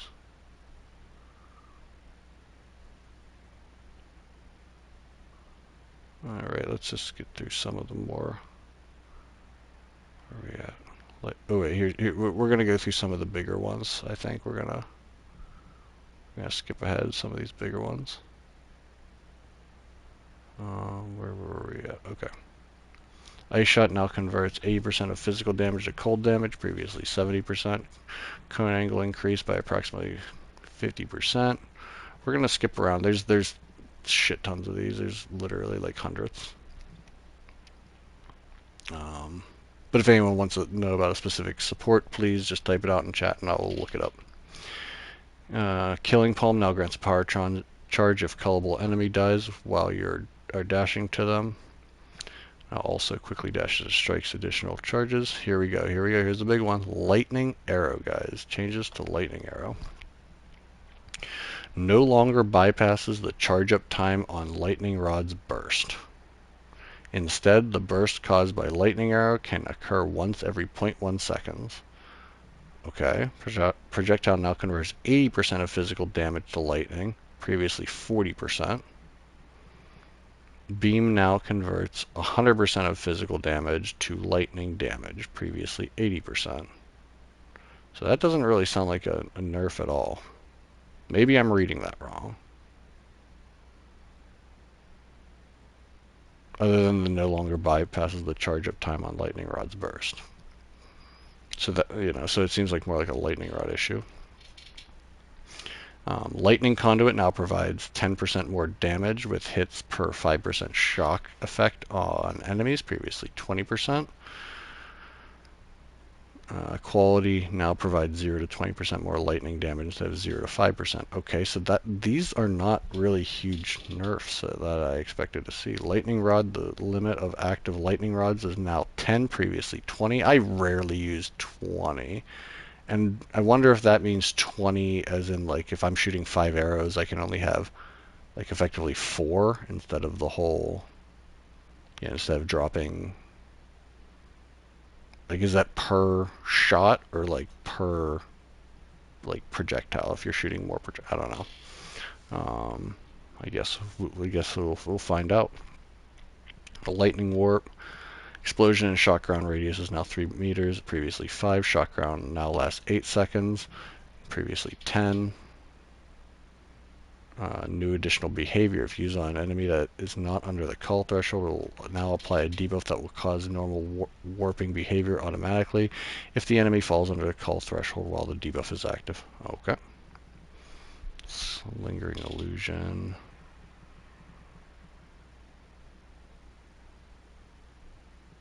Okay. That was something we used for gaining power charges. Looked like that got buffed quite a bit.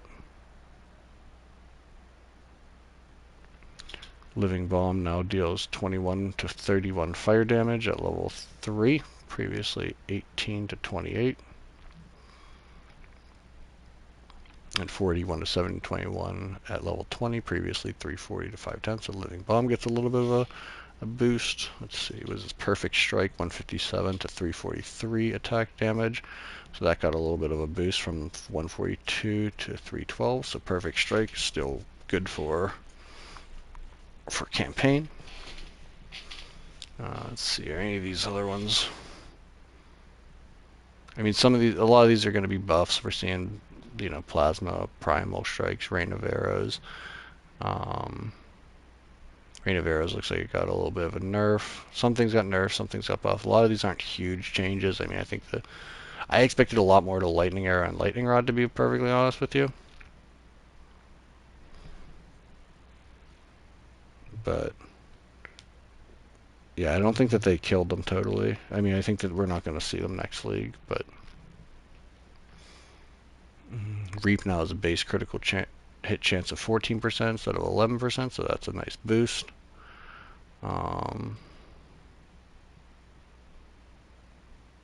Empowered Zombie got a boost of, looks like, a 25% boost or more. It looks like it went from 122 to 253, or previously it was 100% more damage, and now it's 122% at base at 253. So that's a huge buff on Empowered Zombie, or Raised Zombie, sorry. Okay, so here we go. Row amount. This is a big one.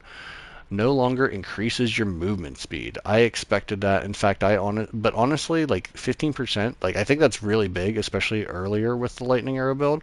But I think as you got up to like my build, which is like, doing over 150%, I don't think that was like all that crazy. But it now has 100% reduced movement speed penalty using skills, previously 80. So now you're using your skills faster, but it doesn't make you move as faster. So Roa, not nerfed. Not really nerfed. I would not consider that a nerf at all. I'd consider that totally, totally acceptable. In fact, I would take that right now. That's a 20% boost in your damage because you're using your skills 20% faster, effectively, in exchange for a 15% movement speed drawback. Like all day, I would take that. Honestly, I think like whenever you like factoring like headhunter buffs and haze stores and acceleration shrines, I feel like that you'd barely even notice that as far as clear speed goes. And I'll be honest with you, I think that they went the opposite way that I was thinking. They seem to have nerfed like little bits of speed here and there when I thought speed shouldn't have been nerfed as much. They should have brought the DPS more directly in line to reduce the clear speed of the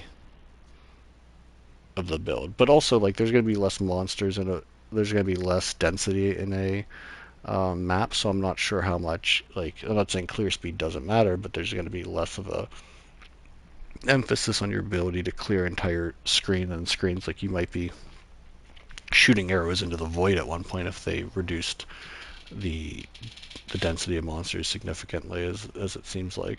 Like if creatures are giving you 40% more experience, because that's what they said, monsters 40% more experience. Say they're giving you 40% more rewards. Does that mean they reduce 40% of the monsters on the map? Or even like 25% of the monsters on the map? If so, I think there's going to be a little bit less of a premium on that sort of enormous spam AoE clear kind of a stuff, that like Spark and Lightning Arrow. Either way, let's see if there's anything else here.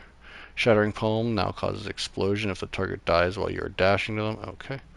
Shock Chain Arrow. Projectile now converts 80% of physical damage to lightning damage, previously 20. Yeah, see, it does not seem like they really reduced, they really killed lightning at all. Like they did in some ways, but not huge. Not huge. Which I'm okay with. That sounds great. Like overall, it seems like they brought shock down and they brought some of the DPS down, but not in an enormously significant way. A lot of it just seems more balanced, which is probably what we want, for build diversity going forward. Shield Charge Collision now deals 85 to 254% damage, which is a slight buff. Let's see, anything else good here? Spark, here's a big one. Cold Infused Spark, okay, now deals 70 to 11 cold damage at gem level 1. Okay. Scaling to 207 to 310 at level 20. So that's a little bit of a buff. Cold Infused Spark now deals 1 to 10 lightning damage at gem level 1, which is unchanged. Scaling up to 13 to 245. So that's stronger. Is that the only change? They made Spark stronger? But they, well, I guess but they reduced like some other parts of like the Blood Mage Spark. Speak like a Louis bloodletting and some other bits in the Ascendancy. Again, if you want to follow along, exclamation point patch notes and Nightbot will give you a link to the Path of Exile, the official Path of Exile website that has all of our patch notes. See anything else here look good to deal with? Spiral Volley, Staggering Palm, Storm Lance, Stormcaller Arrow. That's pretty good for leveling. People use a lot. Projectile now converts 80% of physical damage to lightning damage instead of 40. Like I fail to think that that's like is that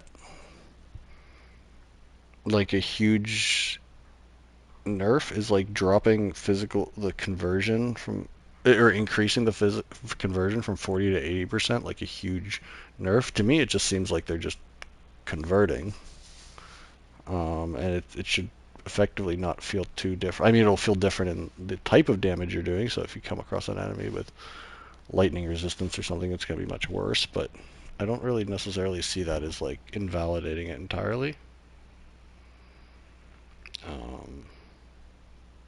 But I could be wrong about that. It could be a nerf, but it doesn't seem like it should be. Seems like everything's going to remain relatively viable, just a little bit different. Sunder now has 40% of base attack speed, previously 35%. Alright, so a little faster. Sunder is still good.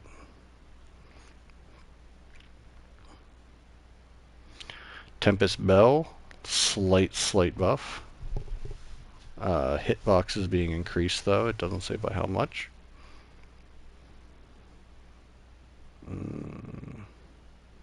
Toxic Domain regenerates 54 to 82 life, which is a double buff, which is 100% buff.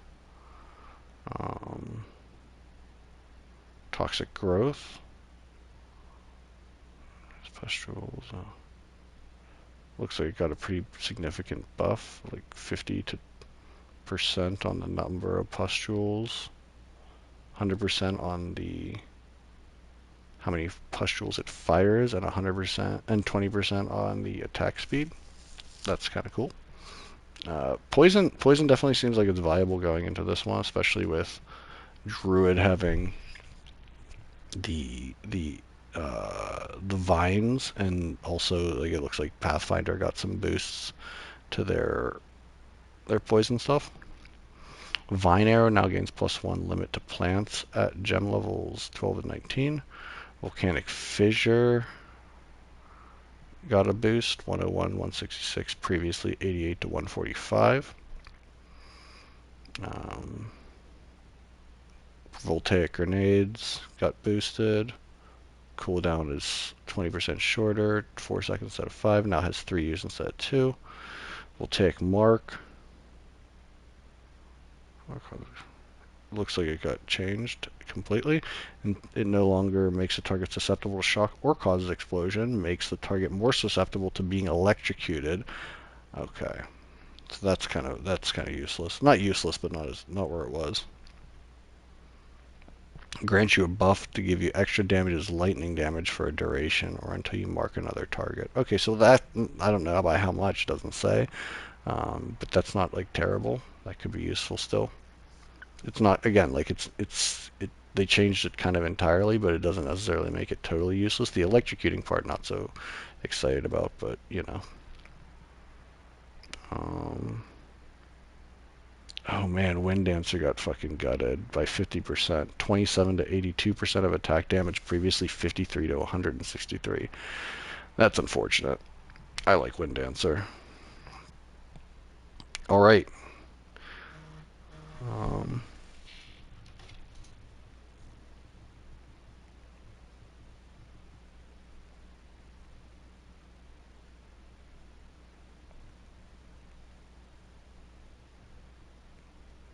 1 second. Okay, now we're looking at unique item changes. Again, I'm just gonna follow the. There's a lot in here. They're probably making. Uh, it looks like they're boosting most of them. Honestly, I'm sure it's not all of them, but it seems like they're boosting a lot of them. Let's see.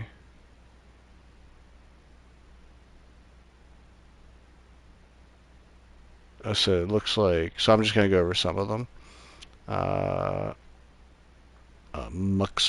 Muhawkstal's Machination, the one shield that had the gems in them. This is one that was super powerful before, but then they nerfed it down to like 100% increased effect, but they are now re-increasing the effect from 60, so it was like just 100% flat, and now it's 66 to 333%, so that's pretty good. Adorned now can go from 0 to 150% instead of 100%. Okay, that's cool. Melting Maelstrom now has every 3 seconds during effect deal 100% mana spent in those seconds as chaos damage to enemies within 3 meters. So, okay, so that's double the damage, but I'm not sure that's really great. I mean, I still don't think it's useful. We want the instant mana back.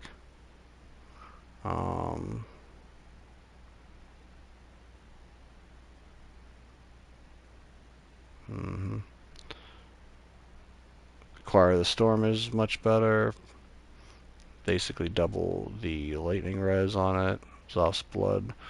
Has enemies in your presence now less than 25% less fire resistance, so 10%.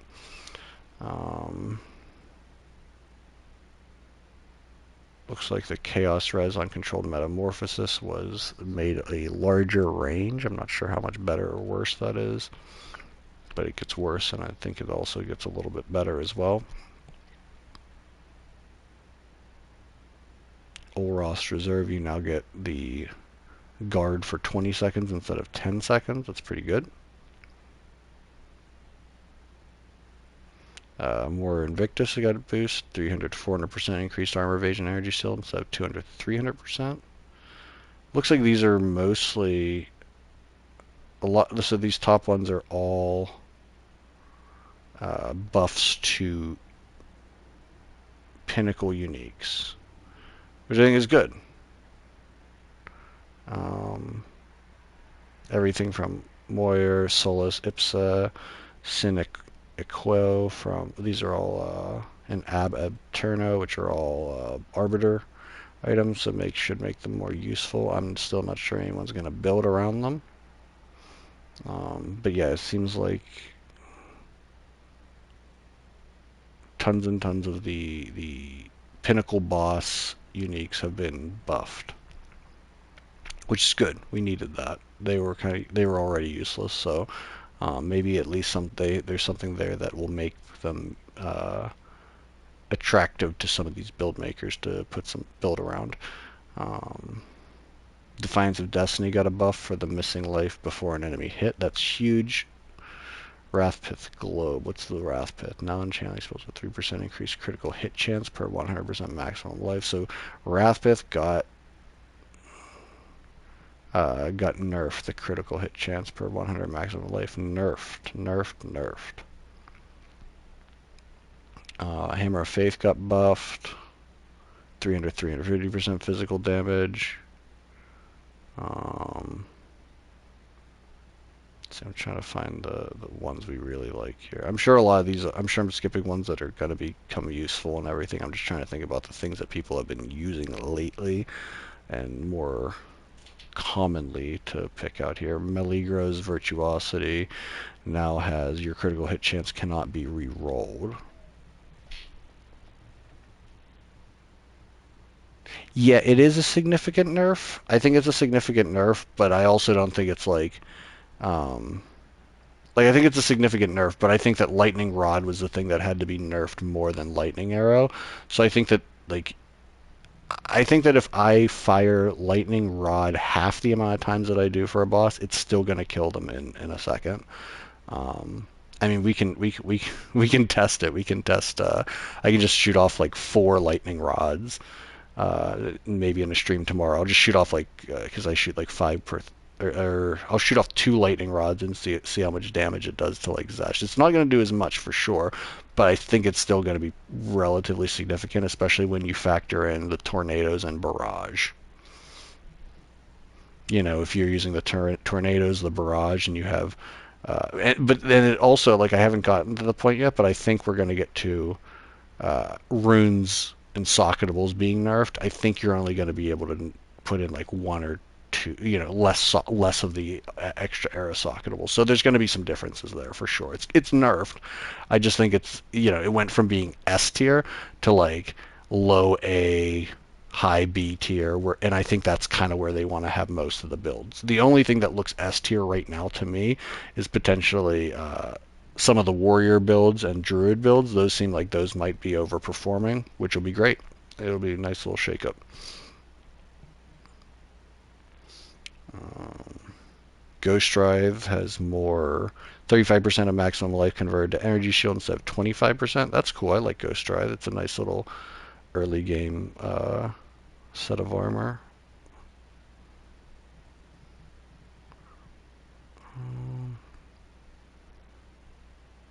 I mean, there's a lot of changes here. Oh, more Invictus changes. It looks like they buffed all of the things for more Invictus from sort of lower numbers. Like the spirit was 6 to 10 per socket filled. Now it's 10 to 14. The resistance is 8 to 10 now, previously from 5 to 7. So it looks like everything on the more Invictus got buffed. So that's really good. That's now useful.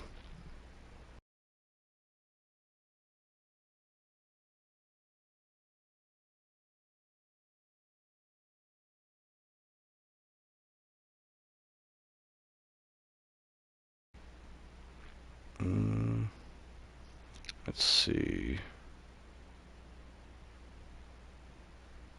Yeah, it looks like most of these things are getting them buffed. It looks like most things are buffed besides things that look pretty obviously uh,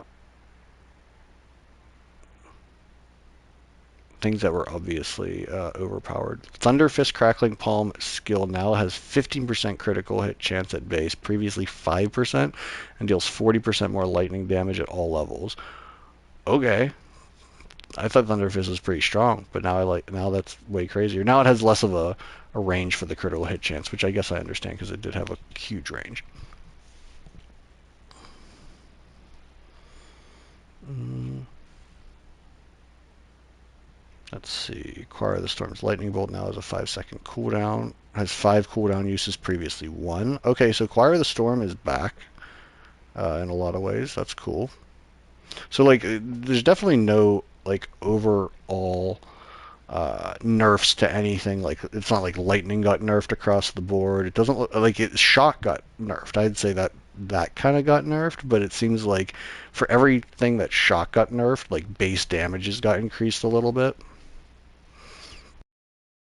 Um, which is interesting. It's cool. I like that. I like that way of rebalancing it. It just doesn't look like anything got absolutely nuked to the point where no one's going to be looking at it. Other than Lightning Rod, I mean, like, and I still think Lightning Rod's useful. It's just not as useful for deleting pinnacles in 0.2 seconds. Rune sockets are changed to now be called augment sockets. Non-jeweled items that go into augment sockets have been renamed socketables. Have been named augments instead of socketables. Existing augment talismans have been renamed to idols. That's good because I was wondering why we were going to have a talisman two-handed weapon and a talisman socketable. Existing items that have invalid augment sockets from the following limit changes will be unable to be used until the sockets are once again valid. Okay. Okay, so it looks like all of the unique runes are now limited to one. So now you can only have one archery arrow and one movement speed arrow, one spell skill, or what? Yeah, one movement speed rune and one like spell level rune. So I'm not going to go over them individually, but that I was not expecting that, but it makes sense based on the fact that they didn't actually like nerf the skills. Now they just nerfed some of the socketables and how we were kind of abusing them. But yeah, it seems like soul cores were also now limited to one as well. And talismans are limited to one. So Sirius. Okay. There are some changes there. Looks like some of them were buffed to deal with that. Um,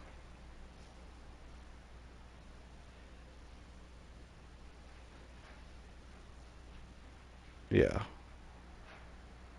Let's see. Yeah, it looks like a lot of them are buffed, but most of them are just limited to one.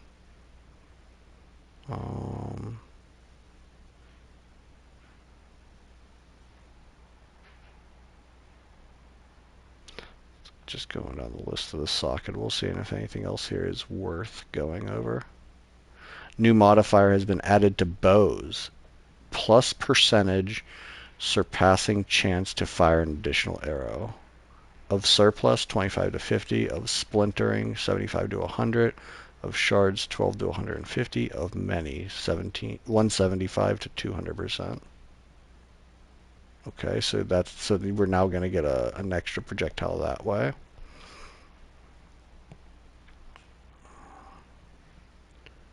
33% stronger spell damage on items. So it looks like they've changed some of the affixes now. Just to deal with the mods being, or just to deal with the runes being nerfed. Okay.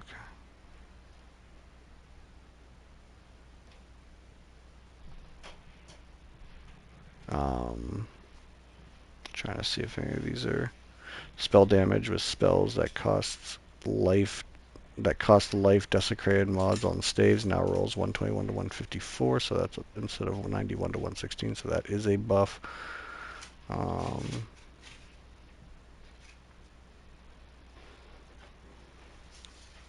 The focuses now provide more energy shield than previously, so no energy shield nerfs at all realistically, mostly buffs. The only energy shield nerf seems to be Ghost Dance, from what I can see. some changes on the implicits and things like that, and in general modifiers across the board on all, seems like all weapons. Seems like they're just increasing everything a little bit to deal with some of the changes that they made to the runes, and also buffing underperforming weapons that people just weren't using. Like Ruination Maul now has 8% critical strike instead of 5%, but it dropped the base damage slightly. A lot of So this is just a lot of balancing. Nothing like super exciting, I wouldn't say. Oh wait, here we go, here we go. Of the mage modifier, +1 to all skill levels and focus and amulet. It now has a level requirement of 10, previously 5. Um, of the cinders modifier on stabs now grants +2 level to fire skills from +3. Okay, so they are reducing the number of skills you can get on your, what is it, your wands? It seems like they've modifiers cool lightning on staves. So it looks like staves got buffed by like a level, and I'm trying to see. There's a ton of these. Um, no, some of them got reduced. Of the coals on staves now grants +1 level to fire instead of +2. Of the cinders gives you +2 instead of +3. Okay, of the flames gives you, now grants you +3 to +4 of fire spells from +4, so it could be either instead of just +4. So that, it looks like the levels on items plus skill levels and spell skill levels has been nerfed. But they also increased spell damage, it looks like spell damage modifiers. So again, just balancing. It's probably an overall nerf. Like I'm looking, like just thinking about it, like, maybe it's not. It seems like it's a pretty fine balancing act, to be honest with you. But now we're going into the essences. Hold on, let's check out the essences. Um, okay, so now, yeah, it looks like the essences got nerfed as well. Not a whole ton, but like for instance, perfect essence of battle now grants +3 level to all attack skills with one-handed melee weapons instead of 4, and +5 level to all attack skills on two-handed weapons instead of +6. Um,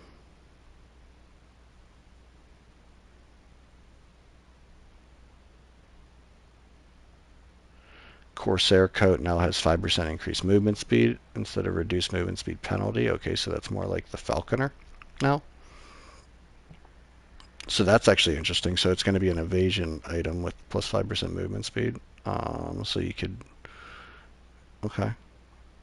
So Corsair coat will kind of be equivalent to the Falconer if you're running, what's it called? The one passive that converts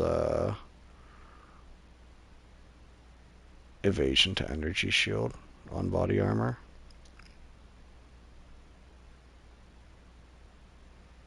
Mm.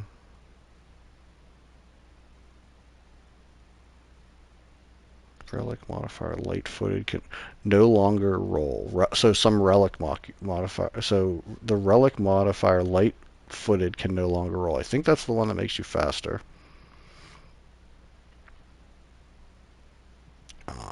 Acrobatic now, the relic modifier acrobatic now deals, which I think was is that roll distance or something? I forget, but they seem like they've been replaced with traps dealing reduced damage. Actually, no, I think those were trap damage ones previously. They just made them less powerful. Okay, never mind. They just reduced the trap damage relics by a little bit there, by about half actually. For Okay. So that's most of the items. That's most of the items. Like I skipped a whole lot. Again, exclamation point, patch notes. If you want to check them out for yourself.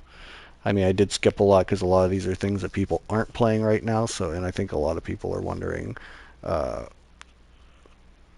what is my build like now, and what would a build like mine be like after in the new league.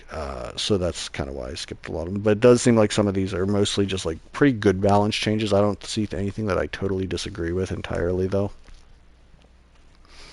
Um, oh wait, here's one I missed. Endgame versions of Wing Spear and Crossblade Spear have been added. Sorry, my cat just moved the mic. Okay. So yeah, overall it seems like balancing, not nothing, but not nothing that's going to greatly affect things as much as some of the earlier skill changes. The skill changes seem like they're more significant, but again, keeping things in line, putting things in line with not previous builds, but other builds that are less popular and underutilized, and just capping some of the better skills, but not by they're not doing what they. It doesn't look like they're doing what they did to the like Spark and 0-1 where they tapped it on the gear level, the skill level, and the passive level. If anything that happened to, it happened to Shock, it looks like. A lot of things it looks like like they reduced some if they reduce something, they buff something else, so it wasn't like 100% nerf, kind of like Lightning Rod got a 50% nerf to the amount of rods you can put out, but Lightning Arrow actually looks like it's almost a little bit better for those changes. So should be interesting. Nova Projectiles did get a nerf. Nova Projectiles looks useless. Not well. I shouldn't say useless. It now no longer has the 40% reduction in damage, but you don't get 4 extra projectiles. And the higher one where you get 6, now you have no projectiles too, which you get 6 projectiles, but it gives you 50% damage reduction. So, no, wouldn't say useless, but it's definitely not on the level that it currently is, where you get 4 extra projectiles at 40%. I mean, like, honestly, you could still probably run it. Like, I think you could still run 6 extra projectiles at 50% less damage if your bow build is where it is, like, end game Giga build. I think I could run that, and I would get more out of it because I'm doing so much base damage. Okay, endgame changes. So these are endgame changes. So a lot of people were complaining during the live stream they didn't make a lot of endgame changes. This is a pretty big section, so I'm going to go over the bigger ones though as well. Endgame changes. So this is just the description. Maps no longer scale pack size as your increase in tier. They instead increase non-unique monster effectiveness. Effectiveness grants monsters increased life, increased experience granted, increased quantity of items dropped. Tablets now have a maximum of 4 modifiers, so 2 extra modifiers. To unlock the ability to craft tablet beyond 2 modifiers, you need to have defeated the Arbiter of Ash. So you defeat the Arbiter, and now you can make tablets rare and corrupt them. But the Arbiter of Ash no longer grants rare corrupted tablets, but that's fine. We can now make them. Plundering grant. Wait, what was this? All tablet modifiers that would roll generic precursor tablet can now roll on all tablet base types.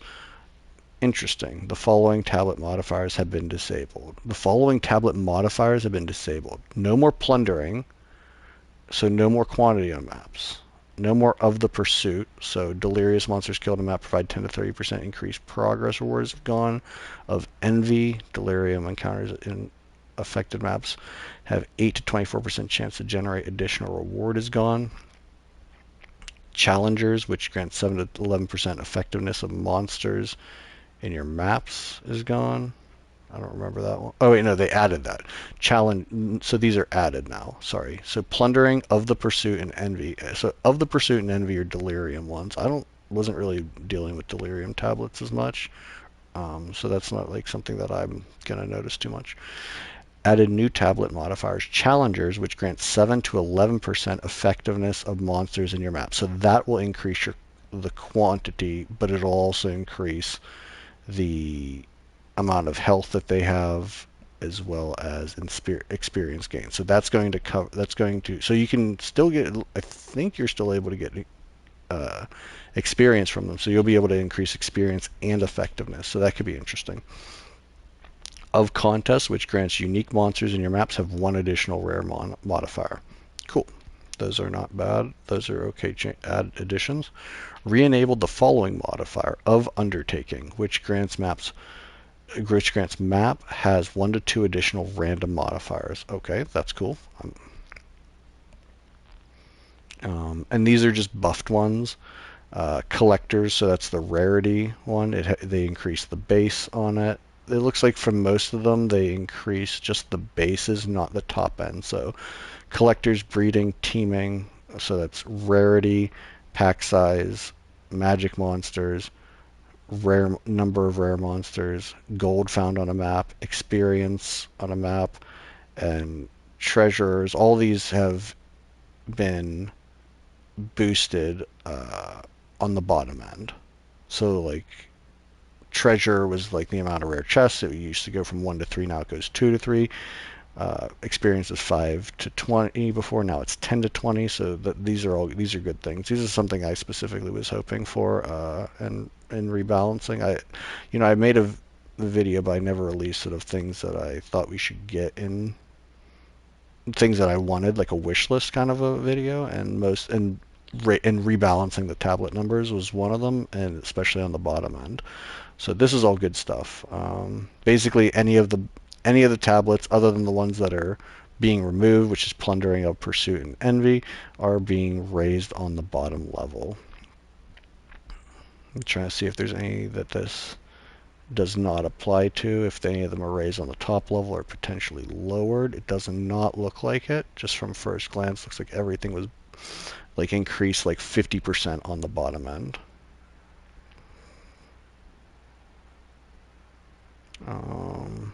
Okay.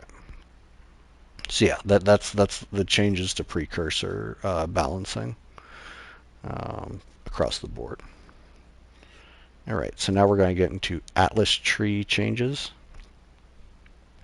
The Zesh Madness Breach Atlas notable no longer provides rare breach monsters in your map have Soul Eater modifier. Instead, provides rare breach monsters have Onslaught, and rare breach monsters have 50% increased effectiveness. So that's good. So they're going to drop more quantity, and they're going to be faster. I don't know truly what the benefit of Soul Eater was. I know it was a very powerful modifier, but I mean, I didn't notice anything exceptionally special from those monsters as far as drop goes, whereas I will take 50% increased effectiveness off of them, for sure. The Prayer of Wealth Atlas tab has been removed due to greed shrines no longer being available. Thank God. The High Road no longer provides Waystones have 20% chance to be higher tier, because that was unnecessary at the highest tier. Now provides 10% chance for Waystones found in your maps to be rare or corrupted. Okay, don't really care about that. The Get Out of My Head and the Mirrors, the Mirrors Delirium Atlas notables have swapped places. Okay, that's not a big change. The Get Out of My Head Delirium Atlas notable has been reworked. It now provides magic monsters in your maps with 25% chance to have an additional Delirium modifier and 100% increased rarity of items dropped by magic monsters in maps with multiple Delirium modifiers. Okay. The Isn't It Tempting... Wait, how do you have multiple Delirium modifiers on a map if we're no longer instilling maps? I'm not sure. The Isn't It Tempting Delirium Atlas notable has been reworked. It now provides currency which drops from Delirium monsters in your maps is stolen by the map boss. Each stolen currency has 20% chance to be duplicated upon defeating the map boss. That's interesting. So less currency will be dropped from the Delirium monsters, but it'll be dropped by the map boss, and 1/5 of them will be duplicated. It will be duplicated. So if you were to drop a divine from a Delirium monster, which I do pretty regularly, it would have a 20% chance of dropping 2 on the map boss then. That's really interesting. Like, I mean, I'm not doing that every map, but I'm doing it, I'm usually getting at least 1 or 2 divine a day from a delirium monster, so that could be very interesting. So this is nice because this is actually going to give people reasons to run delirium tablets now. I think that's definitely a benefit to some of these changes that I've been reading so far. Isn't it tempting? Delirium Notable has been reworked. It now provides currency which drops from delirium monsters in your map stolen by map. Wait, never mind. That's what I just read. The It's not real. It's not real Delirium Atlas Notable has been reworked and now provides a rare monsters always manifest Delirium demons in your maps. 10% increased quantity of items dropped by rare monsters. With manifested delirium demons in your maps and rare monsters with manifested delirium demons in your maps grants 30% increased experience. Okay, nice. So that's an experience boost. Waystones can no longer be instilled using liquid emotions. Okay, so no more adding delirium to maps. I'm very happy about that, especially with the buffs that we got across the board. Improved the visuals of delirium fog and added radius around the player that improves clarity further. This radius has less of a desaturation effect and makes the fog thinner. Delirium has no longer has a reward bar indicator. Instead, delirium monsters have a chance to drop liquid emotions. But what are we doing with liquid emotions now? Is my question. Is it just going to be for instilling amulets then? Is that the only reason that we have liquid emotions? If so, then I wonder how they're like. We're not really going to have a use for them, and they're kind of going to become ground trash, unless they're much rarer than they were.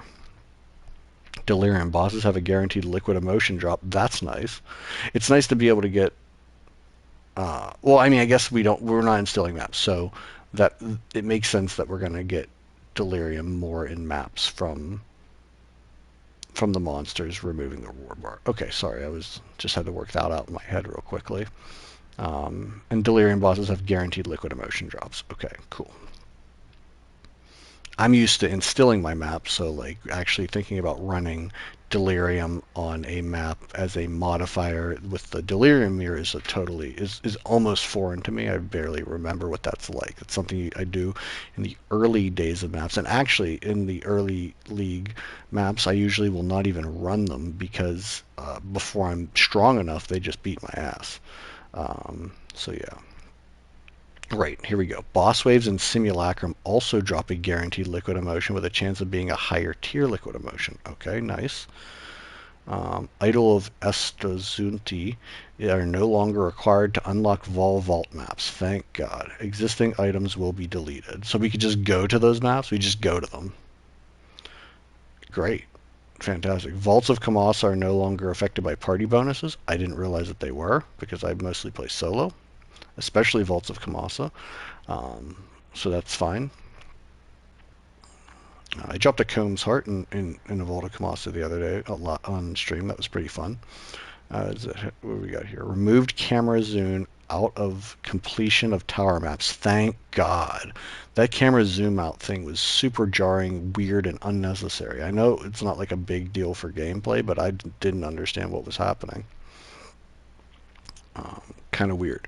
Added an objective icon for activating all checkpoints. When a player activates all checkpoints and completes the map, all map content minimap icons will be revealed. Nice. See, that's something that annoyed me kind of first when they removed the rare monsters and stuff like that, but it really wasn't a big deal once I got to be super fast. But this will be like a nice like a nice compromise. Remove Breach, Ritual, Delirium, and Expedition from map legends as they no longer have icons. Okay, so they just revised the legend.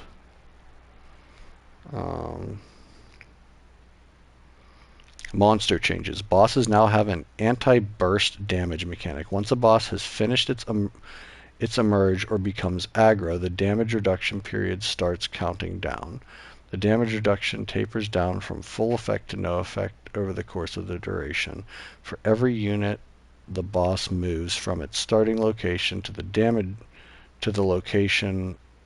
Wait, forever it moves from its starting location, the damage reduction will fall off even faster. Bosses which cannot or barely move have a shorter damage reduction period.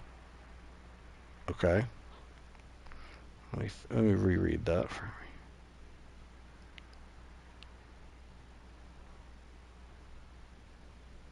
Okay, so basically, like during the little animations where we like kind of fucking fuck them up, they have more of a they have more defense against them. So like the one guy who was in Bastion, who you would just kill before he even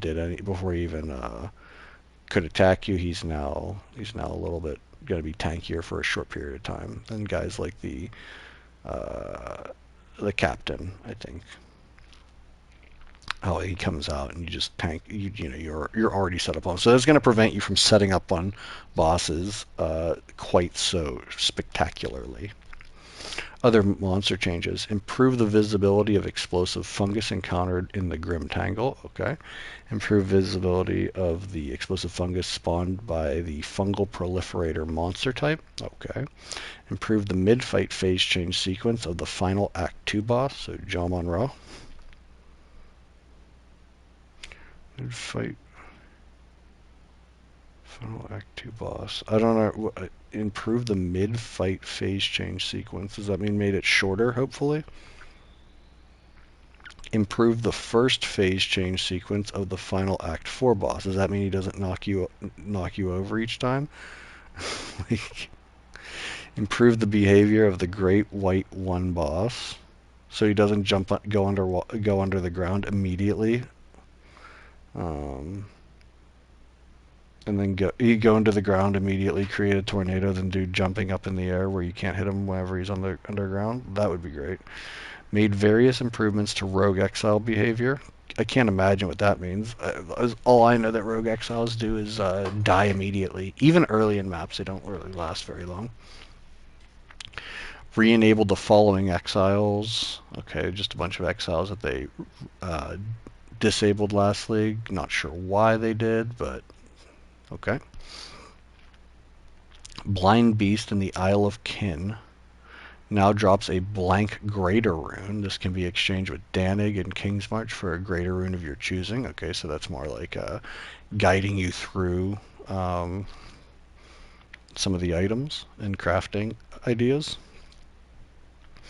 The Blind Beast no longer drops a bile-soaked tome. Instead, the Dark Mist quest now grants a Mist-shrouded tome, which grants the weapon passive set skill points.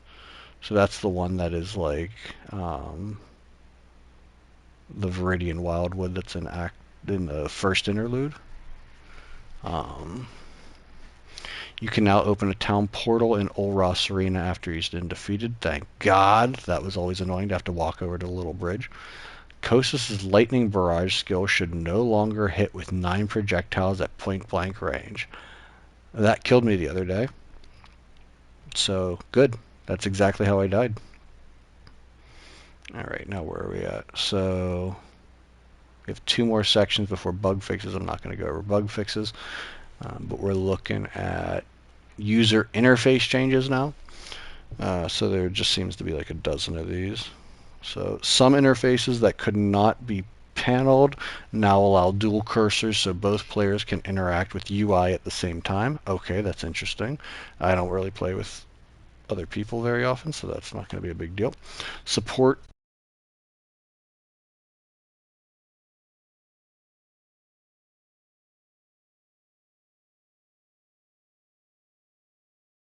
Support gem compatibility of all equipped skills is now shown when hovering a support gem in the gem cutting interface. On the Waypoint world map, selecting underground locations featured on the overworld map will now immediately teleport you to the selected location instead of toggling the underground map view. Okay, that's a little bit, these are just like quality of life stuff. Add a quick search feature to the stat filters in the trade market. That's nice. Stackable items will no longer be merged into existing item stacks. when control clicking items into merchant tabs. Okay. Yep, that works. Optimize item search for the in-game market browser. Okay. Good. That was pretty heinous, at least especially on controller. Your current rage is no longer displayed in your buff bar. Instead, there is now a rage meter next to the mana globe. I like that. The cursor size option has lighter.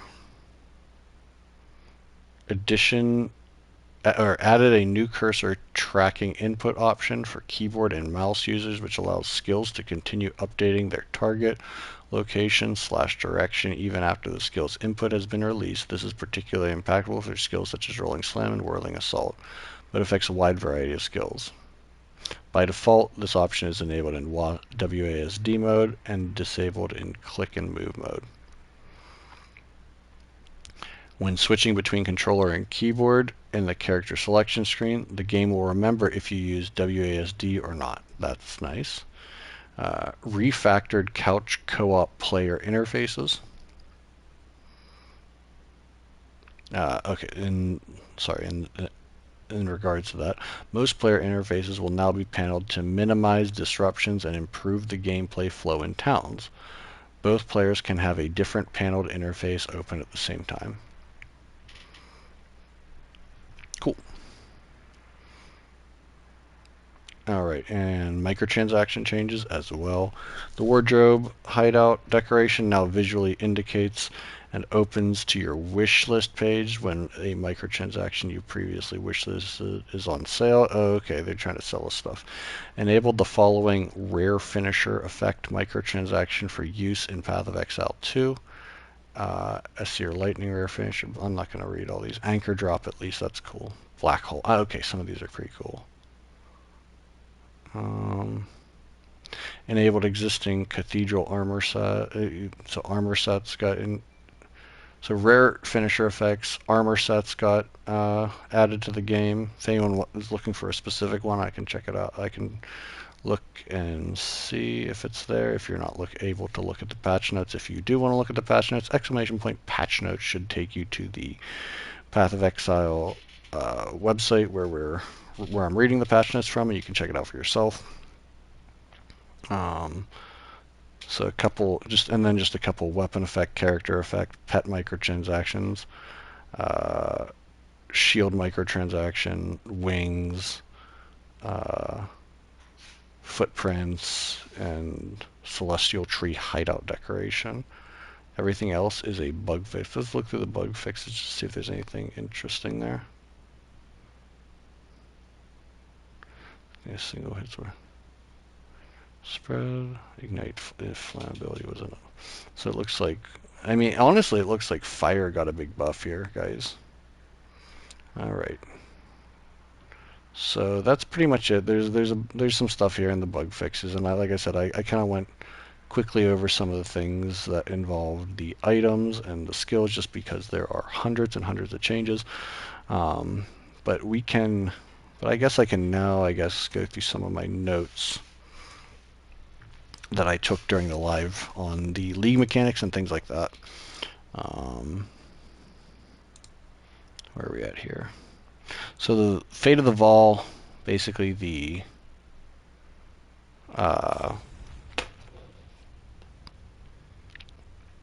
Fate of the Vaal, which is the league mechanic, is a Giga Incursion, as in it's just a bigger, more expansive and crazier version of Incursion from PoE 1. I shouldn't say just, it's enormous, and I honestly think that we're going to be spending a lot more of our time in there than we did with Abysses. Like Abysses, I feel like you kind of went into a depth and we're kind of like, I got to go to a depth, like especially after a while. But this one, it looks like there's a lot more things to do in it, and we're going to be spending a lot more of our time split between mapping and the incursions, especially later as we get through the end game and we start to try to double corrupt things and add,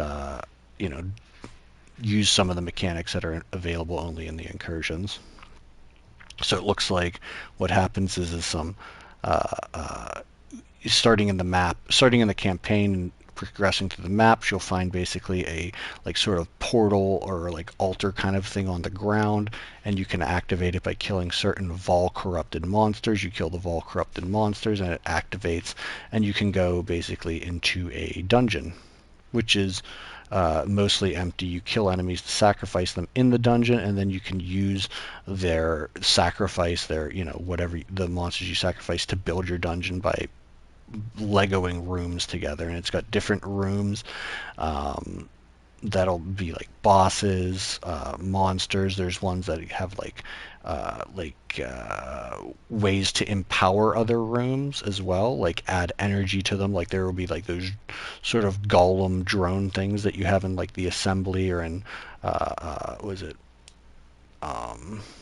in throughout Act 3, and you could empower them by putting like a thaumaturgic battery room or something next to them and make them even stronger. And those things are going to give you certain rewards and allow you to progress through the dungeons.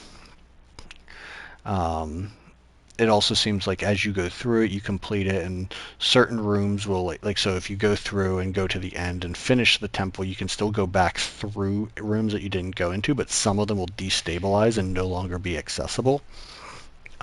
So that seems to also be a mechanic as part of building and looting these rooms.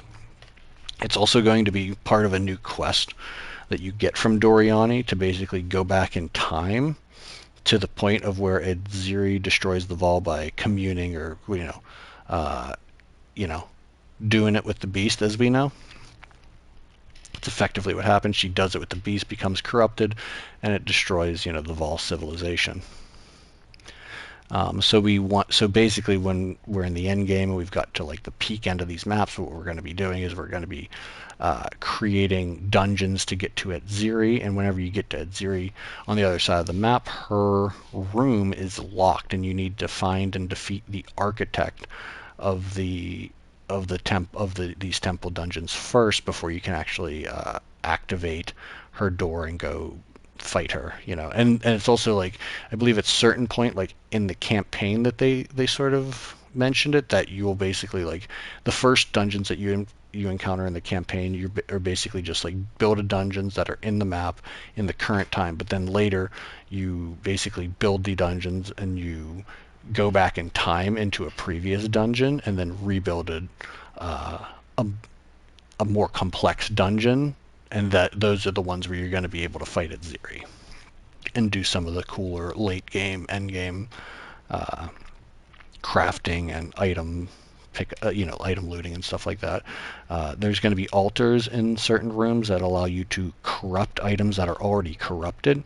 So you can imagine getting like an extra, if you got like so imagine right now you can get a 4-socket bow, you could get a 5-socket bow after an extra corruption. Not that that's going to matter because you can't use 5 archery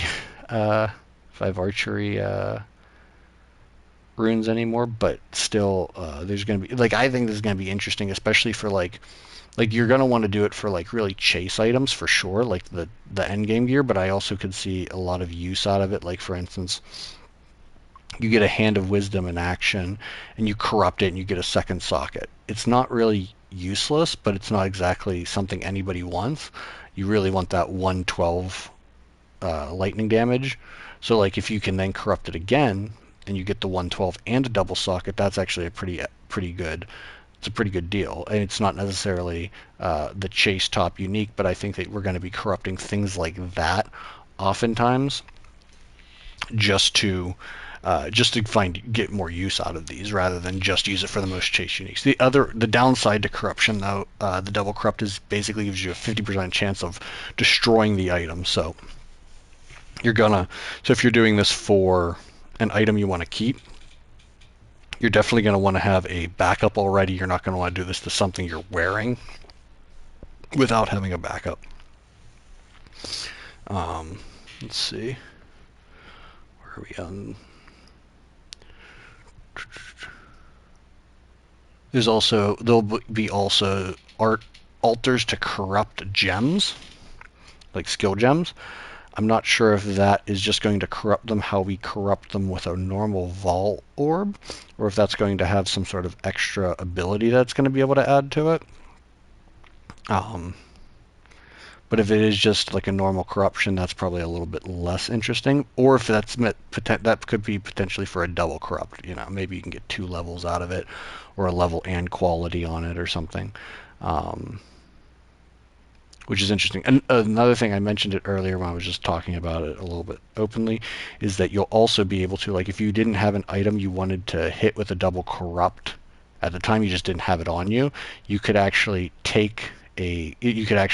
instead of putting it on the altar, you can exchange it for a currency item that will allow the double corrupt. So you're never going to like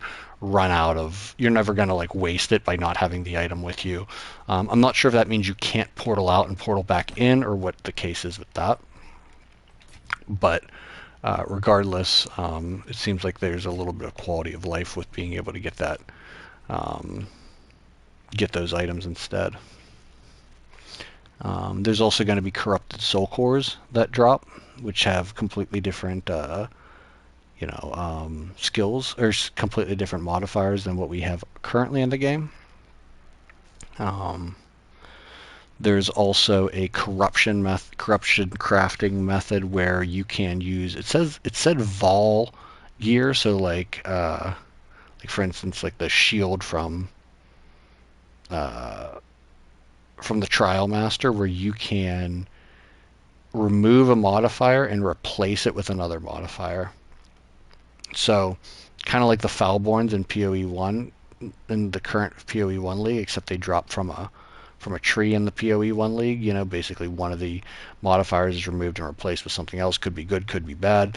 But so, for instance, like let's just see, like if you had a constricting command, you might be able to remove 14 to all attributes and replace it with, like, I don't know, something else, life on kill or something. So you have life regen, life on kill. I don't think it's like that's just a random ass thing. I don't think anything like that's going to be in it, especially with constricting command kind of getting a nerf. Um, but effectively, like, that's going to just be another way to corrupt an item. Now, I'm not sure if that is considered double corrupt, or if you can do that to a non-corrupted item and get a single corruption and then take it for another double corrupt to get something else. But that seems to be at least part of the crafting methods that we're looking at. Let's see.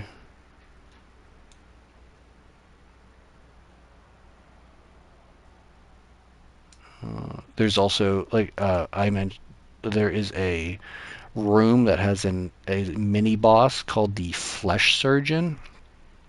Basically, you kill him and then you can lay down on his table, and uh, you can alter your character by removing one of your limbs, and replace it with a robotic limb that gives you buffs. So, like, let's say you can remove your right arm and add like 5, 10, 15% attack speed or something like that to it. So now you have a boost in your attack speed now, and this is doesn't seem like it has any downsides to it, and it looks pretty cool as well. But it also lose the robotic arm whenever you die. So this is extremely a good buff for hardcore players. It's still good anyway. It doesn't have a downside to it, like I said, but it is effectively temporary. Let's see. There are items that are like medallions that allow you to sort of change the parameters of a room, or that you can, I guess, sort of like sock it into a room to prevent it from destabilizing when you complete it. So you make sure that you get to loot it. All of these things, whenever you build your dungeon, by the way, are happening at a like console that you go to at the entrance of the dungeon. Which I think you'll be like coming back to and being able to add things to it as you sacrifice more monsters. Since I didn't mention that. Let's see. It also seems like the difficulty and the rewards will be able to scale up pretty well with the end game, not just like also naturally probably with like monster level on a map, but it also, they mentioned that you can kind of store up incursions, so you don't necessarily like have to complete them. Like, you can go and activate them potentially and not actually go and do the temple, so you don't have to like slow down your mapping experience. But maybe after you get like you unlock 5 temples or whatever, you can then go in and do an incursion that is more rewarding and more powerful, and also more difficult. Let's see. Other than that, I mean, I'm sure there's other things that they're keeping from us, but that's just kind of like an overview of the fate of the Vaal League mechanic. And to go over some of the abyssal things, Rise of the Abyssal has been totally integrated. There are still going to be abyssal overrun maps on your atlas, so you're still going to be able to run overruns. Um, you're going to have precursors that have abyss on it, and it's going to have their own set of abyssal mods as well.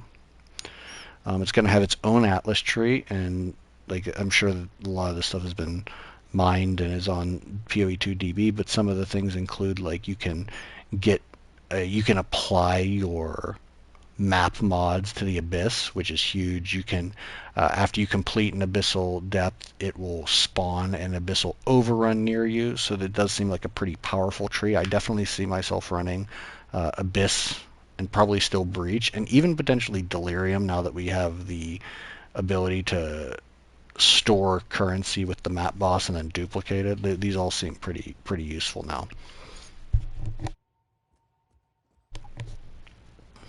Um, yeah, we already mentioned that tablets can have 4 mods and be rare after you kill the Arbiter. Mods have gotten buffed, can corrupt tablets. Let's see, anything else? I think that's about it. We have 11 new unique items, 21 lineage. 21 lineage gems have been rebalanced, 9 new lineage gems. So I don't think it mentioned anything about the 9 new ones um, in the patch notes. So there's going to be so all the new stuff, new uniques and everything, those are all going to be stuff that we have to find out. They buffed the shit out of the Smith of Katava. I know I went through the patch notes earlier, and that was one of the main things I saw was the buffs to the Smith of Katava. And yeah, it looks like they rebalanced 90 skills, and there's 250 new skill nodes across the passive tree. Now I'm kind of confused because in the patch notes, it kind of made it sound like they were all in the Druid area, but in the way that they interviewed them, it made it sound like 130 of them were in the Druid area, and the rest were like scattered throughout. So more to come on that, I suppose. But overall, that's going to kind of conclude what I'm going to go over as far as the patch notes. If anyone has any comments or what they think is going to be good, go for it. I'm going to run around my hideout and maybe just yap about some of my feelings and things that I'm going to consider. So like I mentioned already a couple of times, I really think the Smith of Katava is coming out as a winner here. It seems like fire nodes are getting buffed. It seems like Smith of Katava is getting buffed across the board. He was already pretty tanky, but they kind of removed some of his tankiness, and it still looks like they removed some of his tankiness, but it looks like they not further removed it, but they didn't fully give it back. But I think they gave it back enough, as well as buffing a lot of his damage to make him a lot more useful, a lot more than the other builds. I think a lot of the other builds simply got rebalanced to be more in line with everything, and I think Smith of Katava is probably just brought in more in line with everything because he took such a gnarly nerf last time. But I really think that was also with his close proximity to some of the Druid skills and things like that he can be uh, a force this league. I think all the warriors look pretty good, but he definitely got the most love. Titan looks decent too, and that's all like kind of like if you're in an alternative to if you aren't necessarily interested in playing the Druid. But I think about 80%, we're going to see about 80% of people playing the Druid on day one, and I think that that's totally justified. I think all of the animal form shapeshifts look absolutely fantastic. Most of the skills that they showed off looked really good. It's hard to really tell whenever they show things off because they don't show them off in like full endgame clear, max clear speed fashion, but they all looked very cool. They all looked like they had potential. I think some of the things that I was considering turned out to be somewhat correct in regard to uh, the past couple patches. Whenever we got new like fissure skills and things like that for the warrior, and I think that they do apply very well to the Smith of Katava, but I think a lot of them were clearly designed with the druid in mind. You know, some of the fissures and like the volcano sort of skills. I think those look really, really cool playing together with some of the animal forms too, especially like what they showed. Like with the bear, you can, like in a human form, you can cast like, the volcanoes and set them off, and they last a relative long period of time now. And so you could do that and then transform into a bear and kill things around. So you kind of have some clear and some single target going at the same time. It also seems like the bear form has a really good ability to sustain rage for a very long time, which is kind of what empowers you and keeps you a bear and keeps you strong. I'm definitely considering the bear form. I'm going to look a little bit deeper into all the different forms. I'm also going to check out what other people are saying, because there's definitely a lot of build crafters who are going to understand a lot more from the patch notes and from the data mines and things like that than I will. But I want to find whichever form I can sustain the longest realistically, and basically pick and choose when I would want to be a human, whether that's Smith of Katava um, or Druid. So like the other thing with the Druid is I feel like with the Druid, you're basically you're going to be a shapeshifter most of the time, and I think a lot of the things in its ascendancies are going to support that. They're going to keep you keep you in your beast form longer. I think that's going to be a benefit of it. But I do think that like the warrior and the surrounding nodes near them that can still touch into some of the passive tree um, might allow you to sustain your forms a little bit longer. I think you're going to be, I don't want to say totally SOL on the right side of the tree, but I think you're going to not have as many benefits of sustaining these forms as long. That said, I think that some of like the wolf form giving you such a good speed advantage, such a big speed advantage, can really equalize um, some of the speed advantages we've seen only given to like the Deadeye and certain builds over the leagues, with his like being able to run on four legs, attack immediately, and not worry about getting stunned like you have to whenever you're sprinting with another build. I think that's going to be really interesting, especially with being able to freeze enemies, being a cold-based beast. Of course, the Wyvern looks the coolest for sure. It also kind of looks like the slowest. So to me, that seems like one that you're going to be changing forms a lot on. And whether or not you're changing forms from like one beast to the Wyvern, um, like running with the wolf, becoming a wyvern to attack more heavily, or if you're going to be running as a human. I feel like if you're trying to stay in beast form with the wyvern, that charges and things like that are going to potentially become a little bit of an issue. Yeah, warrior seems really cool. I mean, I think monk seems mostly unchanged in a lot of ways. There are, other than hollow palm. Hollow palm looks like it got. That's the one thing that I think I disagree with, is hollow palm sort of getting beat up just a little bit more than it probably should have. Um, Again, probably bringing it in line with other things, but I felt like it had enough drawbacks with it not being like a defensive juggernaut. It was a pretty good defensively, but like after they nuked evasion, it kind of brought some of it.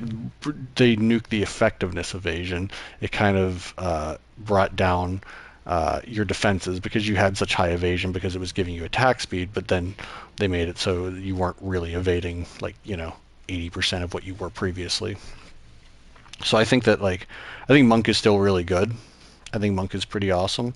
Unfortunately, like the stuff that they changed to Cheula or Chalupa monk, whatever you want to call them, were not insanely it weren't the buffs we needed. It was what they said, which are just number buffs. You're still collecting remnants, which I think is uh, or whatever they are, remnants, flames, whatever. I think those skills are pretty. I don't want to say they're trash because based off of their damage or based on they just don't seem like it's kind of like a meta game. It's like picking up the hourglasses in Zarok's fight. I don't think that's anyone's favorite part of anything. So I think that's still going to be a hard sell, at least for me. But Invoker still looks pretty decent. And you again, it'll be really interesting to see how people work with these builds within sort of the structure of other classes, not just the druid. I think the druid looks great. Like I don't want to glaze the druid too much because it looks great in every way. I think there's some things about it that look questionable and not questionable in a bad way, just questionable in a wow, that's so powerful. Is it sustainable like based off of the parameters they set for like staying in a shapeshifted form? I do think that there's probably even room for a pure human druid where you don't shapeshift. I think that that's also possible. Um, or maybe just shapeshifting into like a wolf to like cover ground and for like I don't think it's necessarily going to be a totally shape-shifted only character, especially the Oracle. I mentioned it whenever I was talking about the Oracle earlier in the stream if you weren't here, but I don't fully understand the Oracle like I do. They talked about it. Certain passive tree nodes are going to be different based on you know something, and also like you're going to be able to like cast things so that you can see what like an enemy or a boss is going to do before they do it, and that's really cool. But I have a hard time wrapping my head around how it's actually going to play, and I'm going to rely on some of the more experienced build crafters to explain that to me, as well as I'll be very interested in watching, seeing people's seeing people's builds as they run them, or probably not immediately into the league because I'll be so engrossed myself. But um, but yeah, I think the Oracle actually, and realistically, the Oracle might have stuff in the Ascendancy that make it more powerful than anything. I'm not, I'm not ruling that out one bit. Did they add the pack? Let's see. Did they add the pack? Oh my God, PlayStation has a problem with it. What's new? They add anything? Did they add anything new? No. Oh wait, actually, did I get the? Hold on, we gotta check for our. We have to check. We have to check for our new cosmetic. So that was a dodge roll effect. I think that's an. Is that an extras? I think.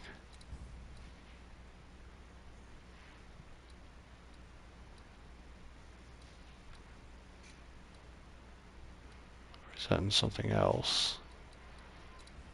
Um. Hmm.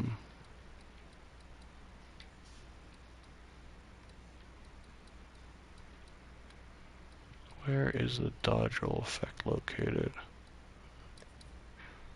Is it just helmet attachments, weapon skin, weapon?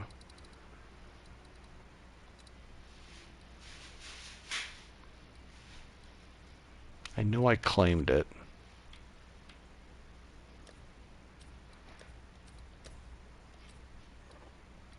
Maybe it's not added yet. These things happen now.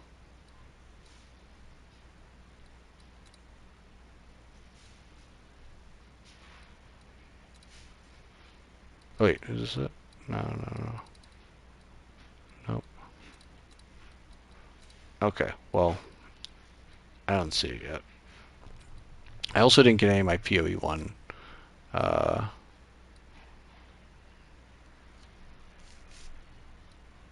things except for the stupid hands that go around you, unfortunately. Um, Hold on. I wanted to see if they had the pack shut. The packs look pretty cool. The what is it? The pirate hideout one looked really cool. I'm not sure if I like it that how much I like it though. Um, I like the Kraken sort of chest, but like it's also kind of cartoony for me personally. Um, I'm sure other people will. I'm sure I'll see other people in their hideout and really want it. But let's see. Rise of the Abyss. So I don't think they added the supporter packs yet. But we'll find out in a second once PlayStation decides to load. This is the worst thing about PlayStation, by the way, is how long it takes to load certain things in the store. Um, but I'm still considering which pack I want to purchase because I'm switching to PC starting this weekend. Realistically, I already have my PC, got my monitor. The only thing I'm waiting on is my desk, which was supposed to be delivered today, but FedEx boofed it. So we're going to have to hopefully get it tomorrow. And when we get it tomorrow, um, yep.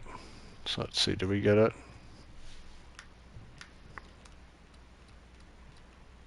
No, we don't have it yet.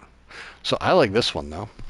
Because I like the merchant. So like on this level, I like the merchant. The pet's okay. He'll just hang out in my hideout. That's a pretty good druid one. Like I could see like this being a really good druid outfit. I mean, not my favorite, but neither was the pirate one. I like the pirate one.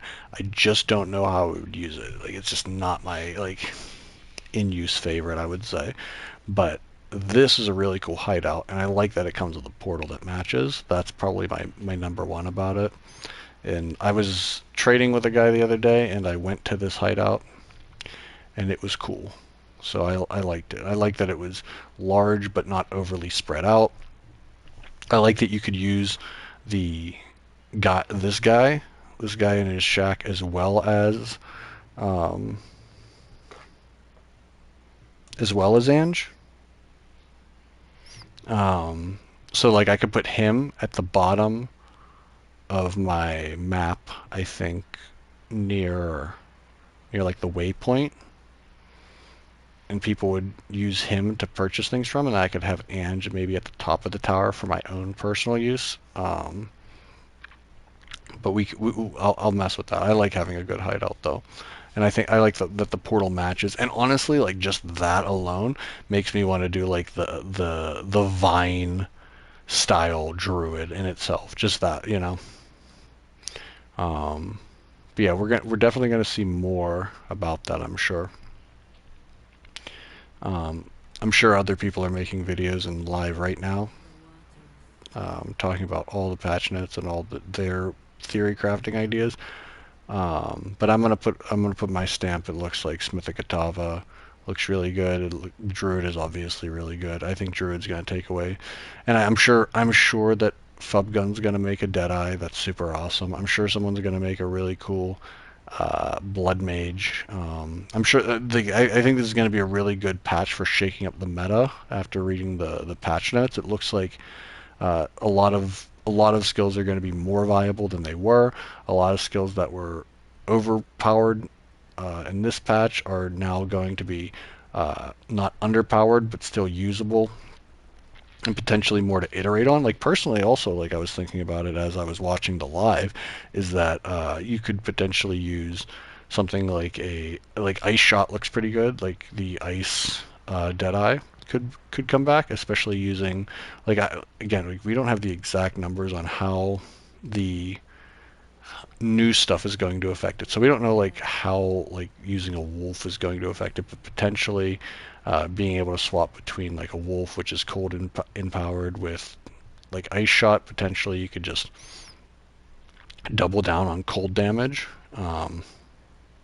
or use like a wolf to like freeze your enemies and then blast them with, you know, like grenades or something to shoot more fragments off of it. It's going to be really interesting when we find out the interactions between a lot of those skills. And I don't think we're going to do that until we actually can get our hands on it. I don't think there's going to be too much that we can theory craft around there either. Um, but yeah, I think that there's a lot of really crazy potential builds that we're going to see emerge next weekend. I think, you know, it's going to take the weekend for most people to get into maps and everything, but I think especially the following week we're going to see those guides start popping up, the leveling guides, the end game guides. I think like Fubgun's guides were mostly finished like 2 weeks in almost entirely. So like within the first week, we're gonna see the Druid really expand, and we're gonna see how strong he is. Um, like I said, I think my biggest concern with him is that the Wyvern looks like it would be slow, and the Druid doesn't necessarily seem like in human form to be that fast. So potentially, um, yeah, so potentially I think that you need to find a way to speed him up if clear speed is a thing. But also with the new mechanic, it's not necessarily going to be as like obviously clear speed's always going to be a thing, but it seems like this mechanic is going to almost intentionally slow us down and make us be a little bit more um, mindful of how we're crafting a dungeon and things like that, which I think is really cool. I think it's really cool as from doing a 3 months of absolute just high speed blasting with this character.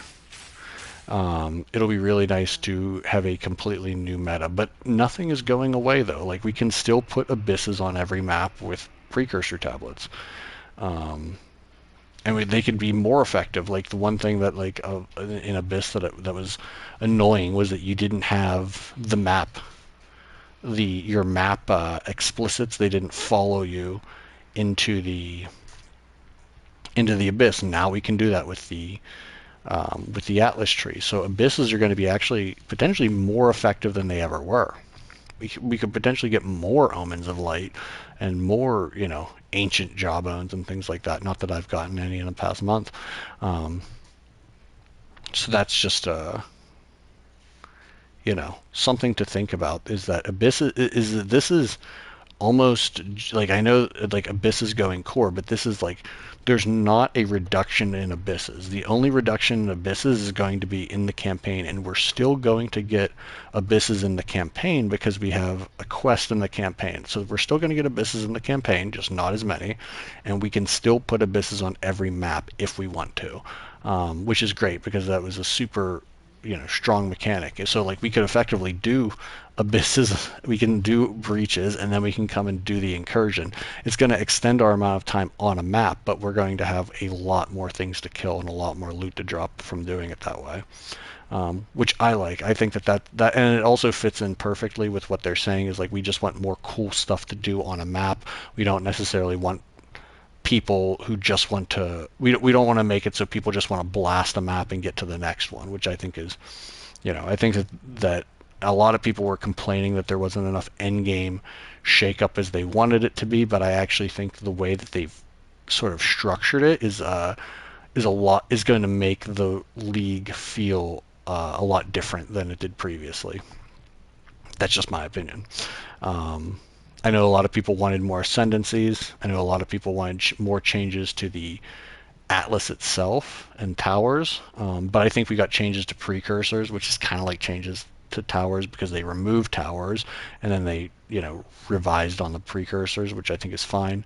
I would have wanted ascendancies. Obviously, I would have wanted ascendancies.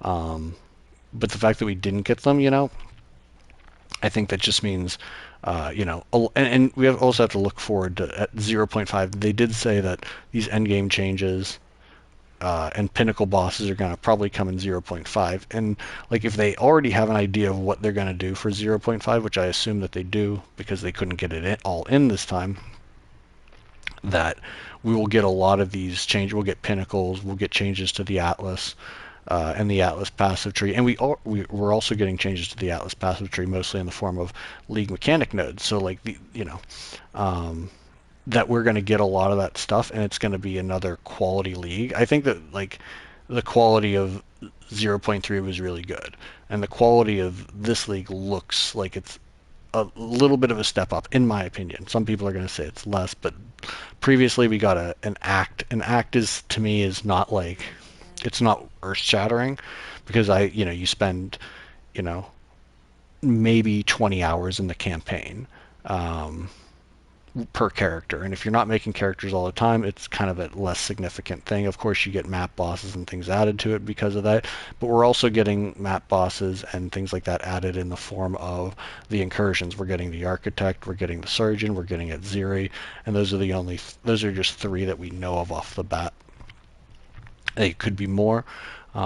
They also sort of tease the idea that there could be another hidden ascendancy like there was with the Abyssal Lich. They didn't say outright, they just kind of teased it. Maybe Mark was joking, but you can't rule anything like that out. They don't usually tell us everything that they're going to do in a league in the reveal. They just give us like a good 90% of it between that and the patch notes. So yeah, I think we're going to have a whole lot of fun this league. I hope everyone else is pretty excited about it. I'm trying to think of things that maybe disappointed me more than, like I said, Hollow Palm getting a little bit of a heavy-handed nerf, but it got boosted Thunder Fist, so maybe I'm wrong. Maybe I'm wrong. The attack speed went down though, and that's honestly the cornerstone. The attack speed got like cut down by 60% per evasion or whatever. So you're gonna have to stack like a lot more evasion, or just deal with him being less effective to get to that high level of. Maybe it's not that bad, because they did also add like rage support and stuff like that into it, like more effective rage support with the druid. I don't know. It's going to be an interesting league for sure. It's going to be a lot of fun starting next Friday. I believe we have 4 days left of this league. So this league on the 8th, all of our characters are going to be migrating to standard because that's just generally how they do it. They do it a few days early. Otherwise, it would just be kind of a big problem, I guess, to do it at the same time as the rollout for the new league. So probably, was it 5? We'll have 4 days where we get to mess around, say goodbye to our lightning arrows and our blood mages. I'll probably do 3 or 4 days of farming, and then after the 8th, maybe I'll do another. I'm probably going to take like the 10th and the 11th off of streaming because I'm going to be just prepping, sleep maxing, getting my computer ready because I have a new computer and everything. So there's going to be a little bit of downtime in there. But we'll continue doing some farming and messing around with the Deadeye because it's never going to be this strong again. I don't think so anyway. I think this is an outlier. Even compared to like Lightning Spear last season, this build is absolutely wild. So we'll still get some time in on that. Maybe we'll go further on my mercenary. I made a gas grenade mercenary yesterday. Literally just like as I went, I was like stun grenade, gas grenade, and just went around the map like that. I had no idea what supports the socket, but overall was still pretty badass. Went through Act 1 like butter. I mean, that's still a dark horse build as the mercenary. Didn't look like it took any nerfs. Looked like it mostly got buffs, especially like grenades and stuff like that. So we might still be able to run things like that with the shapeshift. I do wonder how effective it is going to be to shapeshift with other builds. Like I could see the room for it with the Smith. I could see room for it with Amazon because they have close by. Because they're close, or not the Amazon. I'm trying to think what's north of the uh, on the tree there. Is it just the witch? I guess witch and an enchantress. So like I could see like nearby nodes potentially being able to path down and get some extra effect out of it, but I'm wondering how effective it is going to be to shapeshift without being able to take some of those passive nodes, and if it's going to be worthwhile to do. Because it's not like you're shooting arrows with a wolf or something like that. Like it's not like it's just going to give you like a cold buff to something that you're doing. So I'm wondering, like I definitely see some synergy with the Smith though. I think the Smith and the Bear seem like a really, because there's a lot of rage support with the Warrior. There's fire support with the Smith. overall, and I think that you can just. But the question is it worth it to switch? Is it going to be that dramatic of a difference in clear speed or something? Like I could see that being what you do is maybe you use the bear for clear speed, then switch over to human form for like pure DPS. But maybe the bear is going to be better for pure DPS as well. But I kind of consider that maybe a little bit hard to believe with, dropping something like Hammer of the Gods on a boss or something. But maybe some of those like calamity skills and things like that, where you're just just dropping firestorms with the bear is going to be a totally big game changer. But still, that seems more like clear speed to me. Um, but yeah, I'm pretty excited. I'm looking forward to it. I will probably rewatch the reveal later. Um, I'll probably, yeah, because I mean I watched it, but like that's a whole movie in itself. Especially the stuff about the incursion. I feel like a lot of like I feel like I watched the Druid stuff, I watched the incursion stuff, and then everything else almost came through as noise because I was trying to digest all that from the Druid and the incursion being pretty detailed. I feel like it was like I feel like a lot of people are expressing some sort of disappointment about certain things they didn't have, but I think if you compare it to this league we had the axe, which was cool. I'm not going to down on the axe, but like beyond that, Abyss is kind of a light league.